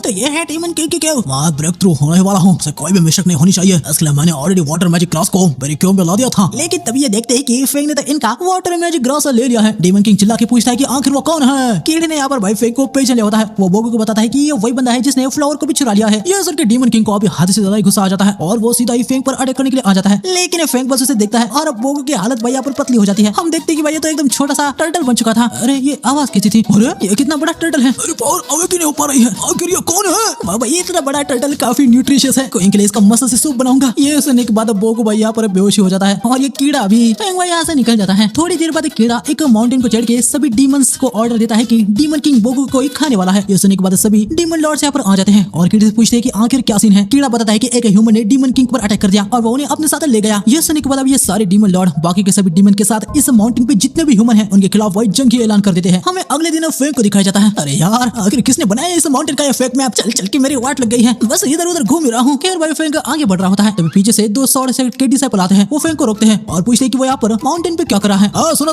तुमने यहाँ पर ट्रेस पासिंग कर ली है, क्या तुम मुझे बता सकते हो कि इस माउंटेन के बाहर कैसे जाना है? मैं गुम हो गया हूँ। अरे मॉर्टल है, आखिर ये सेक्टर में कैसे आ गया? क्या तुम्हें पता भी है कि यहाँ पर क्या चल रहा है? अब इतनी आकड़ क्यों दिखा रहा है? मैंने तो बस एक सवाल ही पूछा था। और एक मॉडल होके मेरे सामने हावबाजी करेगा? ये बंदा भाई फेंग पर अटैक करने वाला था, तब एक लड़की आके बंदी को रोक देती है। ये भी शॉर्ट सेट से ही होती है। यहाँ पर क्या चल रहा है? इसलिए नल्ला मॉडल यहाँ पर घुस गया है, आपको डिस्टर्ब करने के लिए माफ कर देना, हम इसको देख लेंगे, आप जाइए। लड़की फेंग को देखती है, यकीनन ये तो एक मॉडल ही है, लेकिन बोफो माउंटेन में आने के लिए कम से कम मिडिल लेवल की मार्शल स्पिरिट की स्ट्रेंथ चाहिए। सुनो, कल से माउंटेन पर डीमंस ने अचानक से अटैक कर दिया है। है, ट्रेस पासिंग करना बंद करो और यहाँ से निकल जाओ, वो है रास्ता जाने का। और हाँ, जंगल को अवॉइड करना वरना यहाँ से जिंदा नहीं जा पाओगे। गाइडेंस के लिए आपका शुक्रिया। फेंग भाई यहाँ से अपना निकल जाता है। पता नहीं उस फीमेल मार्शल आर्टिस्ट ने ये क्यों कहा कि यहाँ पर एक खतरा है, या तो वैसे छोटे मोटे एनिमल्स ही तो हैं। थोड़ी देर बाद हम देखते कि इस लड़की और इनके डिसाइपल पर 3 डीमन लॉर्ड्स ने अटैक कर दिया होता है। ईगल किंग लड़की पर अटैक करता है, वो उसके अटैक को डॉज कर उस पर ही अटैक करती है, लेकिन ईगल किंग उसके अटैक को बहुत ही आसानी से ब्लॉक कर देता है। लड़की एक पेड़ पर चढ़ जाती है। उसे कुछ समझ नहीं आ रहा होता है कि डीमन किंग्स यहाँ पर एक साथ मिलकर ह्यूमंस पर अटैक क्यों कर रहे हैं। तभी एक स्नेक डीमन लड़की पर अटैक करने के लिए आ रहा होता है। लड़की उसे स्लैश करके खत्म कर देती है। चलो जरा देखा जाए कि आखिरकार ये सब कुछ क्यों हो रहा है। लड़की सोल सर्चिंग स्पेल का यूज करके कीड़े को देखती है और उसे पता चलता है कि एक ह्यूमन ने डीमन किंग को पकड़ लिया है और वो उसका सूप बनाने वाला है। हाँ, आखिर वो कौन हो सकता है जिसने डीमन किंग को साइलेंटली पकड़ लिया। ये तीनों डीमन लॉर्ड यहाँ पर लड़की पर अटैक कर देते हैं। इसके बाद हमें फेंग को दिखाया जाता है जो कि आखिरी हर्ब फ्लावर को ढूंढ रहा था। हालांकि उसे एक हॉट स्प्रिंग मिल जाता है। अरे वाह भाई, मुझे पता नहीं था कि इस माउंटेन पर इतना अच्छा प्लेस भी है। चलो जरा सा रिलैक्स हो जाता हूँ। फेंग भाई मस्त से हॉट स्प्रिंग का मजा ले रहा होता है। अरे यार, माउंटेन पे चल चल के मैं बोर हो चुका हूँ, मैं और भी ज्यादा कुछ फन करना चाहता हूँ, क्या करूँ। अरे हाँ, क्यों ना मैं एक गिटार बना लूं, मजा आ जाएगा भाई। तभी हम इस लड़की को देखते हैं जो कि बहुत ही ज्यादा इंजर्ड हो चुकी थी। हालांकि जैसे तैसे क्यों ना हो, लेकिन वो उस डीमन से बचकर आ गई होती है। लेकिन यहाँ पर वो बेहोश होकर इधर ही फेंग के बाजू में गिर जाती है। इसके बाद हमें सीधा रात में दिखाया जाता है। फेंग फिश को पका के खा रहा था। लड़की को होश आ जाता है। अरे तुम जाग गई, हाँ ये लो फिश खाओ, तुम्हें स्ट्रेंथ मिलेगी। मैं एक मार्शल आर्टिस्ट हूँ। हाँ तो क्या हुआ, वो मेरे लिए यूजलेस है। एक रोस्टेड फिश तुम्हें यूज हो सकती है क्या? तुम मेरे टर्टल को खाने के बारे में तो नहीं सोच रही ना? ना, ऐसा कुछ भी नहीं है। फिश को खा के जल्दी से माउंटेन से निकल जाओ। पर क्यों, कितने जिद्दी हो तुम? ठीक है, मैं तुम्हें बताती हूँ। लड़की फेंग को बताती है कि ये माउंटेन बोगो डीमन किंग की टेरिटरी है। उसके पास 1 लाख डीमन है। वो इस फॉरेस्ट का एब्सोल्यूट किंग है। बोगो किंग बहुत ही ज्यादा मिस्टीरियस है। बस कुछ ही लोगों ने उसकी रियल बॉडी देखी है। डीमन किंग तो बहुत ही पावरफुल लग रहा है। हाँ वो है, लेकिन हाल ही में एक स्ट्रॉन्ग ह्यूमन इधर आया है। मैंने सुना है कि वो अकेले ही बोगो डीमन किंग के क्यू में घुस गया। उसने बस डीमन किंग के ट्रेजर को ही चुराया नहीं, साथ ही उसने डीमन किंग को भी पकड़ लिया है। उस वजह से दूसरे डीमन स्लॉट एक साथ मिलकर एक किलिंग ऑर्डर अनाउंस किए हैं। अभी उनके सामने जो भी ह्यूमन आ रहा है वो उनको खत्म कर रहे हैं। सॉर्ड सेट के बहुत सारे डिसेबल्स ऑलरेडी इस डिजास्टर के अंदर हैं। अगर उन्होंने मुझे या तुम्हें ढूंढ लिया तो हमारा बचना नामुमकिन है। इसलिए मैं तुमसे कह रही हूँ कि तुम जितना जल्दी हो सकते हो यहाँ से निकल जाओ। इतना कह के लड़की यहाँ से निकल जाती है। अरे तुम्हें बहुत ही ज्यादा घाव लगे है, मैं उन पर हर्ब लगा देता हूँ। तुम्हारी काइंडनेस के लिए शुक्रिया, लेकिन तुम बस एक मॉडल हो जो मेरे लिए यूजलेस है। पता नहीं भाई, आखिर इनको मॉडल से क्या ही दिक्कत है। खैर छोड़ो, हर्ब लेना ज्यादा इंपॉर्टेंट है। ऐसे ही कुछ दिन बीतते जाते हैं। हम देखते कि फेंग अपना गिटार बना रहा होता है और लड़की भाई डीमन से फाइट करते करते उसकी जान निकल रही होती है। लड़की एक ट्री के अंदर छुप जाती है। 3 दिन हो गए हैं, अभी मैं बस अकेली ही बची हूँ। मैं डीमन से ज्यादा देर तक बच नहीं सकती, वो बंदा भी डेंजर में होगा। लेकिन लड़की देखती है कि फेंग तो मसों से गाना गाते हुए यहाँ पर आ रहा होता है। अरे क्या बात है, हम दोनों फिर से मिल गए। मैं मुश्किल से ही 3 दिनों से डीमन से बच पाई, लेकिन ये पूरा सेव दिख रहा है। क्या मॉन्स्टर सिर्फ मार्शल आर्ट वालों को ही टारगेट कर रहे हैं? लेकिन माउंटेन के नीचे वाले वुड कटर भी, उन पर भी अटैक हुआ था। ये लड़की ऐसे छुप क्यों रही है? क्या तुम्हें कोई मॉन्स्टर नहीं दिखे? मॉन्स्टर, हम देखते हैं कि वुड कटिंग करते हुए मॉन्स्टर ने फेंग को देखा था, लेकिन पेड़ इनके ऊपर ही गिर जाता है। आगे जब फेंग आरी से वुड को कट कर रहा होता है तो उसकी आरी की आवाज से मॉन्स्टर की जान निकल रही होती है। और जब फेंग लकड़ी के धूल को उड़ाता है उससे मॉन्स्टर की आंखों की वाट लग जाती है। मुझे तो कोई भी मॉन्स्टर नहीं दिखा, लेकिन अगर तुम इंसेक्ट से डर रही हो तो ये लो, ये सैचेट तुम्हें बग से दूर रखेगा। ये तो एक मॉडल का आइटम है, मेरे लिए यूजलेस है, लेकिन तुम्हारी काइंडनेस के लिए मैं इसे ले लेती हूँ। अरे क्या यार, सामने ही बुराई कर रही है। खैर इसके बाद हमें रात में दिखाया जाता है जहाँ पर लेपर्ड किंग सभी से कह रहा होता है कि इधर का ह्यूमन सेक्टर डिस्ट्रॉय हो चुका है, बस एक लड़की और एक लड़का ही बचा हुआ है। सबको उनको जल्दी से ढूंढना है। हम यहाँ पर माउंटेन से दूर कीड़े को देखते हैं जो कि यहाँ से निकलने का प्लान बना लिया होता है। अब डीमन किंग उसका कुछ नहीं बिगाड़ पाया तो तुम सब क्या ही कर लोगे। तभी यहाँ पर कीड़े के सामने ईगल किंग आ जाता है जो उसे पूछता है कि भाई कीड़े तू कहाँ पर जा रहा है? ईगल किंग, मैं तो बस इस ह्यूमन के ड्रेस को देख रहा था। तुम्हारे पास वो बैग क्यों है? ये बैग मैं वुल्फ किंग को देने वाला हूँ ताकि वो डीमन किंग के लोकेशन को ट्रेस कर सके। अरे बढ़िया है, लेकिन उसके पास चल के जाओगे तो बहुत टाइम लगेगा। चलो मैं तुम्हें उसके पास लेके चलता हूँ। ईगल किंग भाई कीड़े को लेके फिर से माउंटेन की ओर निकल जाता है। उसका सारा प्लान यहाँ पर बेकार हो जाता है। इसके बाद हमें फेंग को दिखाया जाता है जो कि वही इंसेक्ट को दूर रखने वाले पाउडर को लगा के सोया होता है। काफी सारे डीमन लॉर्ड और मॉन्स्टर यहाँ पर फेंग पर अटैक करने के लिए आए होते हैं, लेकिन जैसे मॉन्स्टर पावर को क्रॉस करते हैं वो उसे सहन नहीं कर पाते और इधर ही बेहोश हो जाते हैं। हम देखते हैं कि कीड़ा भी यहाँ पर आया होता है और यकीनन वो फेंग को पहचान जाता है। फेंग को देखने के बाद वो भाई बेहोश हो जाता है। आगे काफी सारे डीमन लॉर्ड अटैक करने के लिए आते हैं, लेकिन उनके साथ भी वही होता है। तभी फेंग को यहाँ पर सुसु आती है। लेपर्ड किंग अभी भी होता है, वो फेंग पर अटैक करने के लिए आ रहा था। तभी इसे डीमन किंग दिखता है। डीमन किंग को इस हालत में देखने के बाद इसे बहुत ही ज्यादा गुस्सा आ जाता है। वो गुस्से में फेंग की तरफ जाने लगता है, लेकिन गलती से इस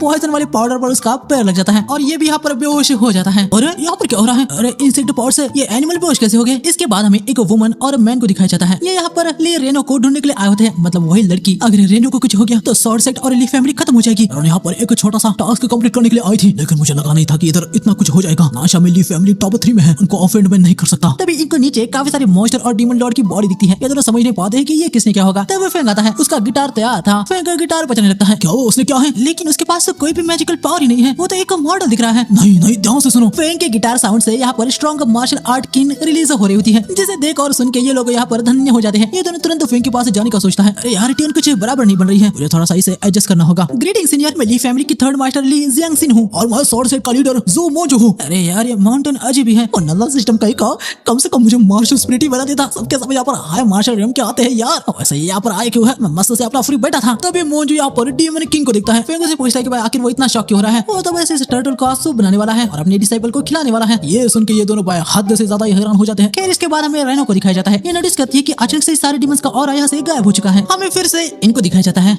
अभी मैं गिटार बजाने वाला हूँ। बढ़िया है कि आप दोनों यहाँ पर हैं। अभी आप लोग मेरे गिटार को सुन लो। फेंग गिटार को बजाने लगता है और साउंड से भाई एकदम भयंकर लेवल का मार्शल आर्ट प्रोड्यूस होने लगता है। मार्शल आर्ट इतना ज्यादा खतरनाक होता है कि ये दोनों यहाँ पर ब्रेक थ्रू हो जाते हैं। अरे अंदर को क्या हो गया? मास्टर आपके एक सॉन्ग की वजह से मेरा कितने सालों का अटका हुआ कल्टीवेशन ब्रेक थ्रू हो गया। ये दोनों कह रहे होते हैं कि वो फेंग के लिए यहाँ पर कुछ भी करने के लिए तैयार है। अब यार एक गाना सुन के कोई इतना ज्यादा एक्साइटेड कैसे हो सकता है? कर अभी मैं यहाँ पर सोच रहा हूँ कि इन एनिमल्स को माउंटेन से कैसे ले जाऊँ। तुम कल्टीवेटर्स हो राइट? क्या तुम्हारे पास कोई आइडिया है? मास्टर मुझे लगता है कि उनको आपकी स्पेस रिंग चाहिए। अरे ये ली फैमिली की स्पेस रिंग कोई मामूली ट्रेजर नहीं है। मैं इसे ऐसे ही कैसे दे दूं? अरे अभी हमारे सामने इतने ग्रेट मास्टर हैं, उनके सामने ये स्पेस रिंग कुछ भी नहीं है। मास्टर आपको लग रहा है कि उनको आपका ये ट्रेजर कुछ चाहिए, लेकिन ऐसा कुछ भी नहीं है। उनको बस स्टोरेज के लिए चाहिए। जरा उनका वो शोवेल तो देखो। ये भाई शोवेल को देखती है जो कि एक होली ट्रेजर होता है। अरे गाइस कुछ हो नहीं सकता है तो कोई चिंता की बात नहीं है। ठीक है मैं अभी चलता हूँ। लेकिन ये दोनों फेंग को रोकते हैं। ली फेंग को स्पेस रिंग देती है। वो दिखाती है कि फेंग इसमें ऐसी चीजों को स्टोर कर सकता है। अरे वाह भाई वाह, ये तो बड़े काम की चीज है। फाइनली इस चीजों को स्टोर करने की मेरी दिक्कत यहाँ पर अभी खत्म हो गई। इसके बाद हमें ये भी को दिखाया जाता है जो अपने आसानी से पूछता है कि उनको किंशान सेक्ट और फेंग के बारे में कुछ इन्फॉर्मेशन मिली। आसासिन बताते हैं कि उन्होंने किंशान सेक्ट के डिसाइपल से सुना है कि इमॉर्टल सेक्ट के वार में इफ फेंग ने ही जुआनो सेक्ट को हराने के लिए किंशान की हेल्प की थी। जुआनो को दोनों हाथ टूट गए हैं और सेक्ट पूरा डिस्ट्रॉय हो चुका है। ये सुनने के बाद एबे यहाँ पर बहुत ही ज्यादा हैरान हो जाता है। आसासिन आगे बताते हैं कि वुजांग भी मिस्ट्री से मिला था। बस इतना ही नहीं, वुजांग ने फेंग के साथ डिवाइन कॉन्ट्रैक्ट भी बनाया है। ये सुनने के बाद एबे यहाँ पर हद से ज्यादा ही हैरान हो जाता है। मैंने सोचा था कि वुजांग से बदला लूंगा, लेकिन अब तो उसके ऊपर भी कोई है। यकीन नहीं हो रहा है कि वुजांग भी किसी को फॉलो करता है। मास्टर क्या सच में वो बंदा इतना स्कैरी है क्या? अगर वुजांग भी उसके सामने झुक गया है इसका मतलब ये है कि ये फेंग एक इमॉर्टल हो सकता है। आगे हमें इन दोनों को दिखाया जाता है जो कि रेनो को ढूंढ रहे होते हैं। इधर बाजू में रेनो अपने आप को हील कर रही होती है। इनको वो दिख जाती है। अरे मास्टर और आंटी आप यहाँ पर क्या कर रहे हैं? काफी दिन हो गए थे और कोई भी शॉर्ट सेट के डिसाइपल वापस नहीं आए थे, तो आके बोला मैं यहाँ पर कैसे नहीं आता। लेकिन तुम तो मार्शल किंग रेन पर हो ना, तो यहाँ से निकलना तुम्हारे लिए कोई मुश्किल नहीं होना चाहिए था। मास्टर आपको पता नहीं है कि यहाँ पर क्या सीन हुआ है? एक पावरफुल मैन डीमन किंग के केव में घुस के उस डीमन किंग को कैप्चर कर लिया है। उस वजह से माउंटेन के सारे डीमंस और डीमन लॉर्ड रैम्पेज पे हैं और उसी कारण से मैं यहाँ से एस्केप नहीं कर पाई। ये सुनने के बाद ये दोनों हंसने लगते हैं और बताते हैं कि उन्होंने ऑलरेडी उस पावरफुल मैन को देख लिया है जिसने डीमन किंग को पकड़ के रखा है। ये दोनों रेनो से कह रहे होते हैं कि वो तुरंत उसे उस सीनियर से मिलवाने वाले हैं। साथ ही वो रेनो से कहते हैं कि अगर रेनो उसे लुभा लेती है तो उसकी लाइफ सेट हो जाएगी। मतलब भाई ये दोनों यहाँ पर रेनो को फेंग को सेट करवाना चाहते हैं ताकि इनके लाइफ में एक महान व्यक्ति आ जाए। अरे शर्म करो। अरे ऊपर वाले को जवाब देना है, शर्म करो दल्लो, शर्म करो। खैर रेनो कहती है कि उस सीनियर से मिलने से पहले उसे एक मॉर्टल ह्यूमन से भी मिलना है। अगर वो लेट हो गए तो शायद वो मारा जा सकता है। लेकिन ये दोनों रेनो की कुछ सुनते नहीं और इसे पकड़ के सीधा फेंग के पास ले जाने लगते हैं। यहाँ पर फेंग के पास आने के बाद ये यकीनन रेनो पहचान गई होती है कि फेंग तो वही बंदा है। अरे ये तो वही मॉडल है जिसे मैं ढूंढना चाहती थी। मैंने इसे 2-3 बार देखा है। हाँ हम दोनों तो फ्रेंड जैसे हैं। ये सुनने के बाद ये दोनों यहाँ पर दंग रह जाते हैं। ओए रेनो तुम्हें पता भी है कि वो कौन है? वो एक अलग ही लेवल का बंदा है। जरा वहाँ पर उस टर्टल को देखो। मैंने तो उसे पहले भी देखा था। तभी रेनो को देखने को मिलता है कि भाई ये तो डीमन किंग है। अभी रेनो समझ जाती है कि फेंग अनहार्म्ड क्यों था, क्योंकि वही वो स्ट्रॉन्ग ह्यूमन है। रेनो फेंग के सामने झुक जाती है। मास्टर इन्हों का गुड इंप्रेशन बनाने का ये मस्त मौका है। अरे हाँ सीनियर, मेरे निश बाकी डिसाइपल से बचपन से बहुत ही ज्यादा स्ट्रॉन्ग है। हाँ सीनियर ये बहुत ही ज्यादा शार्प है, सारी चीजें ये सब कुछ आसानी से समझ जाती है। हाँ ठीक है भाई, लेकिन मुझे थोड़ा सा काम है तो मैं जा रहा हूँ। अरे तुम मुझे अपने डिसाइपल का ज्ञान क्यों सुना रहे हो? हाँ क्या मुझे शर्मिंदा करने की कोशिश कर रहे थे क्योंकि मैं ट्रेन नहीं हो सकता? वो साला सिस्टम नल्ला कहीं का, उसने मुझे स्पिरिचुअल रूट्स क्यों नहीं दी? इतना स्ट्रॉन्ग एग्जिस्टेंस, लेकिन हम रेनो को उसके लिए इंप्रेस नहीं कर पाए। खैर तभी रेनो को याद आता है कि फेंग ने दिया हुआ सैकेट उसके पास था, लेकिन वो उससे अभी गुम हो गया है। जो सुनने के बाद ये दोनों भाई बहुत ही पैनिक हो जाते हैं। मुझे लगा था कि वो बस एक मॉडल का दिया हुआ चीज है, मुझे नहीं पता था कि उन्होंने मुझे एक चांस दिया था। अरे रे रे रे, उनके पास एक रैंडम चीज थी, वो इतनी डिवाइस थी, तो सोचो कि वो सैकेट कितना ज्यादा होली ट्रेजर होगा। वो सीक्रेट आइटम हो सकता है, मैं उसे ढूंढ लूंगी, कोई बात नहीं। यहाँ पर बहुत सारे माउंटेन है, तुम अकेले उसे नहीं ढूंढ पाओगी। सेक्ट लीडर होने के नाते मुझे एक कमांड देना चाहिए। सारे सेक्ट का लीडर सभी डिसाइपल को कमांड देता है कि वो माउंटेन पे सभी आके सैकेट को ढूंढे। हम देखते हैं कि सारे के सारे डिसाइपल भाई सैकेट को ढूंढने के लिए आ जाते हैं। इसके बाद हमें जिम में दिखाया जाता है जहाँ पर वांकाई मस्त से सो रहा था, लेकिन तभी हड्डियों से आवाज देता है। अरे ये तो बापू स्केलेटन की आवाज है। हाय पपी चल इधर आ। वांकाई भाई डर के मारे भागने लगता है, लेकिन हड्डी उसके पास ही आ रहा था। बापू स्केलेटन मैं आपकी कैसे हेल्प कर सकता हूँ? अबे मैं तुझे इतना बड़ा दिखता हूँ क्या? ब्रदर हड्डी तो सबसे हैंडसम है। जब से मैंने पहली बार आपको देखा है ना ब्रदर, उसके बाद से मेरा भी मन आंखों के जैसा डीमन बनने का है ब्रदर। हाँ बढ़िया है बढ़िया है। चलो अब बाहर से इस ढक्कन को निकालो। मास्टर यहाँ पर नहीं है तो हम थोड़े से मजे करते हैं। वांकाई भाई ढक्कन को हटा देता है, हड्डी के सारे पार्ट्स आ जाते हैं, लेकिन उसका स्पाइन नहीं होता। वहाँ कहीं उसका स्वाइन लेके आता है। हड्डी मस्त से यहाँ पर जुड़ जाता है।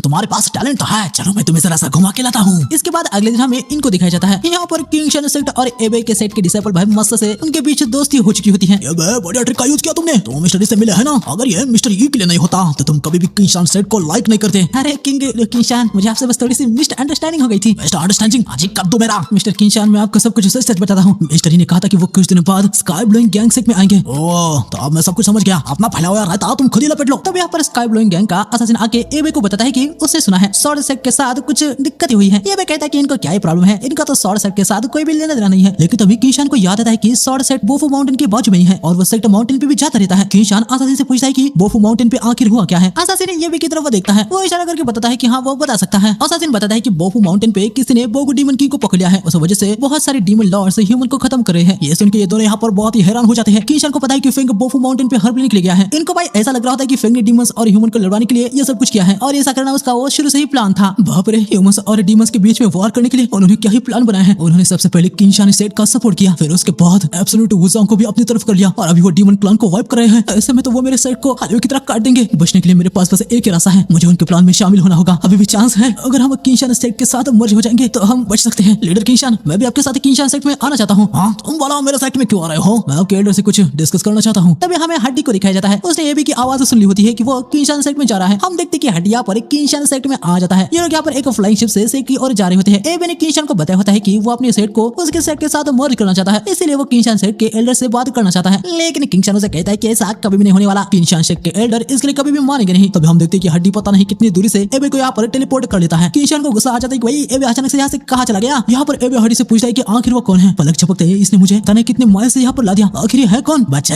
अपनी मिस्टेक को एडमिट कर। अबे तू कौन है? तूने पहले मुझ पर अटैक किया है। मैंने आखिर किया ही क्या है? हाँ, हड्डी अपनी पावर का यूज करके एबे को जमीन पर पटक देता है। वो हिल भी नहीं पा रहा होता। एबे हड्डी से पूछता है कि आखिर उसने किया क्या है। उसने तो कभी भी उसे ऑफेंड नहीं किया है। हड्डी बताते कि भाई उसने उसे ऑफेंड नहीं किया, बल्कि उसके मास्टर को ऑफेंड किया है और उनका सर्वेंट होने के नाते अब हड्डी एबे को पनिशमेंट देने वाला है। आपका मास्टर वैसे कुछ ही दिनों में तुम मर गए क्या? बेवकूफ कहीं क्या? तुम मार्शल आर्ट जिम में आए थे ना? ये सुनने के बाद एबे समझ जाता है कि हड्डी फेंग का ही सर्वेंट है। तो किंग शान और यूनर भी यहाँ पर आते हैं। यहाँ पर आने के बाद वो उल्फ को तो पहचान लेते हैं, लेकिन इनको पता नहीं होता है कि ये हड्डी कौन है। सेम यहाँ पर हड्डी को भी कुछ पता नहीं होता है कि किंग शान कौन है। वहाँ का हड्डी को बताता है कि वो फेंग के गेस्ट है। अब फेंग के गेस्ट है तो भाई हड्डी उसे कुछ नहीं करता, लेकिन वो इस एबे को पुनिश करने वाला होता है। एबे भीख मांग रहा होता है कि प्रभु प्लीज मुझे छोड़ दीजिए, मुझे एक सेकंड चांस दीजिए, मैं आपके लिए कुछ भी करने के लिए तैयार हूँ। हड्डी कहता है कि भाई एबे उसे 1 लाख अल्टीमेट ट्रेजर ला के दे, तभी वो उसे छोड़ देगा। ये सुनने के बाद एबे की जान निकल जाती है, क्योंकि उसके पास भी इतने सारे ट्रेजर्स नहीं होते। तभी वहाँ का हड्डी से कहता है कि हड्डी भाई आपको तो लड़कियां पसंद है ना, इससे लड़कियों को बुलवाओ। अरे वाह वाह वाह, तुम तो बहुत ही स्मार्ट हो यार। हड्डी एबे के पास आके उसे कहता है कि वो उसके लिए सुंदर सुंदर लड़कियों का इंतजाम करे, तभी वो उसे छोड़ देगा। यह सुनने के बाद एबे की जान में जान आती है। यकीनन भाई लड़कियों का इंतजाम करना इसके लिए चुटकी भरा काम जो है। हड्डी कहता है कि भाई उसके पास 3 दिन है, 3 दिन के अंदर वो मार्शल क्लब में लड़कियां भेज दे। एबे हाँ कहता है। तभी यहाँ पर हमें बापू को दिखाया जाता है। यहाँ पर हमें पता चलता है कि भाई ये जो बापू है ना वो किंग शान सेट का एल्डर है और अब ये किंग शान सेट में फायर पढ़ लेने के लिए जा रहा होता है। तभी बापू को सामने काफी ज्यादा पावरफुल एनर्जी दिख रही होती है और हम जानते हैं कि भाई इस बापू को कितनी ज्यादा चिढ़ रही है। बापू यहाँ पर आ जाता है और हड्डी को देखने के बाद बापू की जान निकल जाती है। बापू तुरंत यहाँ से भागने लगता है, लेकिन हड्डी उसके लोटस को जला देता है। क्या कोइंसिडेंस है, हम फिर से मिल गए सीनियर। वाह सीनियर, आपके दांत कितने ज्यादा व्हाइट है, वाह जी वाह। लगता है कि लास्ट टाइम तुम्हें लेसन मिलाना ही है। सीनियर मैं बस यहाँ से जा रहा था और कुछ नहीं है। हाँ, इसका क्या किया जाए? हड्डी भाई मेरे पास एक प्लान है। हम देखते हैं कि भाई उन्होंने बापू को आधा नंगा करके भेज दिया होता है। खैर अगले दिन हम देखते हैं कि एबे यहाँ पर काफी सारी लड़कियों को भेज दिया होता है। हड्डी भाई मस्त से इनका डांस एंजॉय कर रहा था, साथ ही इन पर फेंग का पैसा भी उड़ा रहा था। वहाँ का हड्डी की मसाज कर रहा था। तभी 2 लड़कियां आके वहाँ को बाजू में फेंक देती है और वो दोनों उसकी मसाज करने लगती है। तभी वहाँ आके हड्डी से कहता है कि मास्टर आती होंगे। अरे यार अभी तुम मास्टर की बात क्यों कर रहे हो, सारा मूड खराब कर दिया। लड़कियां हड्डी को चेयर अप कर रही होती है, लेकिन तभी अचानक से हड्डी को बहुत ही ज्यादा डर महसूस होने लगता है। उसको फील हो रहा होता है कि उसकी जान जा रही है और यकीनन हम देखते हैं कि भाई इसका कारण ये था क्योंकि सामने फेंग आ चुका था। हड्डी भागने लगता है, लेकिन फेंग उसे पकड़ लेता है। अबे ओए नल्ले हड्डी, जब मैं यहाँ पर घर पे नहीं था तो तू यहाँ पर लड़कियों का डांस एंजॉय कर रहा था। अब तो बेटा समझ तू खत्म। फेंग हड्डी को फेंक के पटक देता है। लेडीज मैं घर पर नहीं था, इस बेवकूफ ने मेरा पैसा चुराया था, प्लीज मुझे वापस कर दो। सर हमने कभी भी नहीं कहा कि हमें मिलने वाला पैसा वापस आता है। वैसे आप देखते हैं कि भाई ये तो वही लड़कियां है ब्रातल वाली जो कि फेंग की फ्रेंड्स ही है। फेंग ने भाई गेम में इनको कितनी बार हराया है, अब ये घंटा उसे अपना पैसा वापस देने वाली थी। हम देखते हैं कि लड़कियां अपनी सर्विस कंप्लीट करके यहाँ से निकल जाती है। फेंग को भाई अब हड्डी पे बहुत ही ज्यादा गुस्सा आ चुका था। हमें थोड़ी देर बाद दिखाया जाता है जहाँ बापू को देखते हैं वो यहाँ पर फेंग के मार्शल जिम में आ रहा था। जैसे कि हम जानते हैं बापू को वो फ्लेम पोल चाहिए और किंग शान ने वो पोल यहाँ पर फेंग को दिया था, तो बापू वही पोल लेने के लिए यहाँ पर आया होता है। अरे मास्टर थोड़ा रुक जाइए, हम बात कर लेते हैं। आप आओ क्या ही बात करनी है। हाँ मैं यहाँ पर फ्लेम पोल वापस लेने जा रहा हूँ। अरे यार ये बंटा इतना जिद्दी क्यों है? बापू अंदर आ जाता है, फेंग सामने होता है। क्या तुम है मिस्टर ये हो? हाँ वही हूँ सर अरे केशन आप यहाँ पर ये कौन है वैसे? अच्छा सवाल है। वही तो पूरे नाशा में एक अकेला मार्शल एम्परर फार्मासिस्ट हूँ। मेरे सीने में ये व्हाइट लोटस देखो। सीने पर फ्लावर कोई मरने के बाद पेंट किया जाता है। ये सुन के भाई बापू को बहुत ही गुस्सा आ जाता है। वैसे हम देखते हैं कि फेंग ने यहाँ पर हड्डी को साफ सफाई करने का काम दिया होता है। खैर फेंग किंगशन को भाई चाय पीने के लिए चलने को कहता है और बापू का उसे कुछ सीने समझ नहीं आ रहा था तो उसे यही रुकने को कहता है। तभी बापू कहता है कि वो यहाँ पर फ्लेम पॉल लेने के लिए आया है। फ्लेम पॉल मैंने ठीक से सुना नहीं, क्या कहा आपने? Flame Paul. और ये फ्लेम पॉल क्या है? अरे फायर बॉल। वो क्या है? अटक करे हो। ठीक है तो इसके बाद कुछ हो जाए तो मुझे ब्लेम मत करना। बापू पीछे जंप लगा के फेंग पर अटैक करने वाला होता है लेकिन तभी उसे नीचे हड्डी दिखता है। मास्टर कुछ प्रॉब्लम है क्या? जब रहा कुछ भी नहीं है, बॉल पे ध्यान दो। हाँ ठीक है मास्टर। यकीनन बापू ने यहाँ पर हड्डी को पहचान लिया होता है और अब हड्डी फेंग को मास्टर कह रहा है। ये सुनने के बाद बापू समझ जाता है कि फेंग क्या चीज है। बापू तुरंत आके फेंग के सामने झुक जाता है। तो यार मैंने कई सालों से इसे बनाया है या मैं आपको गिफ्ट करना चाहता हूँ। अरे बाप रे, मेरी तो फट के हाथ में आ गई थी। लगा था कि ये बुढ़ा मुझे प्रपोज कर रहा है। अभी तुम एरोगेंट थे, अचानक से अब ये गिफ्ट क्यों दे रहे हो? तुम्हारी तबियत ठीक है ना? अरे सीनियर मैं आपको बच्चे देने के लिए आया था। अरे गिफ्ट देने का ये कोई तरीका है क्या? तब ये तीनों यहाँ पर आते हैं। बापू देखता है कि ये तो वुज़ोंग और बाकी सब है। मिस्टर ये बताइए कि कहाँ पर है वो बंजर जमीन जिसको हम उपजाऊ बनाएंगे ताकि आप वहाँ पर वेजिटेबल्स उगा सके। और ये मैं क्या सुन रहा हूँ, वुज़ोंग यहाँ पर बंजर जमीन को खोदने के लिए आया है। फेंग इनको जमीन दिखा देता है लेकिन जमीन खोदने के लिए टूल्स चाहिए होते हैं। तो फेंग स्टोरेज रूम से इन सभी के लिए कुछ टूल्स देता है जो कि सारे के सारे डिवाइस वेपन होते हैं जिसे देखने के बाद ये तीनों धन्य हो जाते हैं। वे फेंग से कह रहे होते हैं कि क्या ये उनके लिए रिवॉर्ड है? फेंग कहता है कि भाई इन वेपन्स का वो यूज कर ले, अगर और वेपन चाहिए तो बता देना, उसके पास और भी है। ये सुन के बापू हैरान हो जाता है। बापू के यहाँ पर लालच आ जाता है कि भाई वो भी ऐसा काम करके एक डिवाइन वेपन को हासिल कर सकता है। बापू फेंग से कहता है कि वो भी फेंग के लिए कुछ काम करना चाहता है। अरे लगता है कि ये बुड्ढा सटिया गया है इसलिए ऐसे पागलों जैसी हरकतें कर रहा है। ठीक है अब तुम यहाँ पर जॉब के लिए आए हो तो ऐसे नील होने की जरूरत नहीं है। मिस्टर मैं यहाँ पर जल्दी से आया हूँ तो मेरे पास भी कोई टूल नहीं है। अब मुझे भी एक होली वेपन मिल जाएगा। काम तो बस एक ही बचा है। मैं कुछ भी करने के लिए तैयार हूँ। पॉटी उठाने का काम है, कर लोगे ना? ये सुनने के बाद बापू की हालत खराब हो जाती है लेकिन होली वेपन के लिए वो इस काम को करने के लिए हाँ कह देता है। फिर उसे कहता है कि भाई अगर काम के लिए वो हाँ कर रहा है तो काम खत्म होने तक वो उसे छोड़ नहीं सकता। बापू कहता है कि कोई ना वो छोड़ेगा नहीं। चलो ठीक है मैं तुम्हें फार्म टूल दिला देता हूँ। लेकिन मास्टर टूल तो उधर स्टोरेज रूम में है ना। जो टूल तुम्हें चाहिए वो यहाँ पर वो जिम में नहीं है। वो लगता है कि वो बहुत ही सेक्रेट वेपन है। वाह तो मजा आ जाएगा। फेंग बापू को मार्शल आर्ट के पास के एक दूसरे बापू के घर लाता है। बापू को यहाँ पर कोई डिवाइन वेपन मिलता ही नहीं बल्कि इस बापू के पास जो नॉर्मल वेपन होता है उसी से बापू को पॉटी उठानी है। मतलब बापू का यहाँ पर पूरा का पूरा स्कैम हो चुका होता है भाई।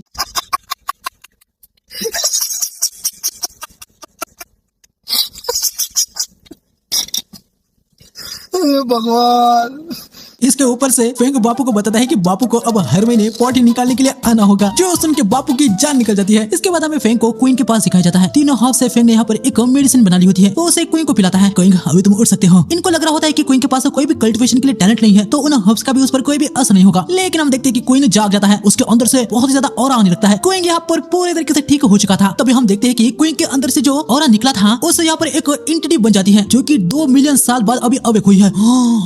मैं समझा। मास्टर आप क्या कह रहे हैं? कारण था जिस वजह से मिस्टर ई ने क्वीन को अपना डिसाइपल बनाया है। मिस्टर क्वीन एक एंशिएंट गॉड रेस के वंशज है। क्वीन पूरी तरीके से ठीक हो गया है। चलो उसके ठीक होने पर आज सेलिब्रेट करते हैं और यहीं पर ये एनीमे खत्म हो जाता है। और इसका सीजन 2 कब लॉन्च होने वाला है इसके बारे में अभी तक कोई भी ऑफिशियल न्यूज आई नहीं है। वीडियो अच्छा लगे तो प्लीज लाइक करना, हाइप करना, नए हो तो चैनल को सब्सक्राइब करके बेल आइकन को ऑल पे सेलेक्ट करना क्योंकि मैं ऐसे अभी बहुत सारे एनीमे लाने वाला हूँ। ठीक है, तो अगर उनको मिस नहीं करना चाहते हो तो ऑफ कोर्स यार सब्सक्राइब कर लो, उससे हमें भी मोटिवेशन मिलता है। ठीक है, तो मिलते हैं नेक्स्ट वीडियो में, तब तक के लिए सायोनारा गाइस।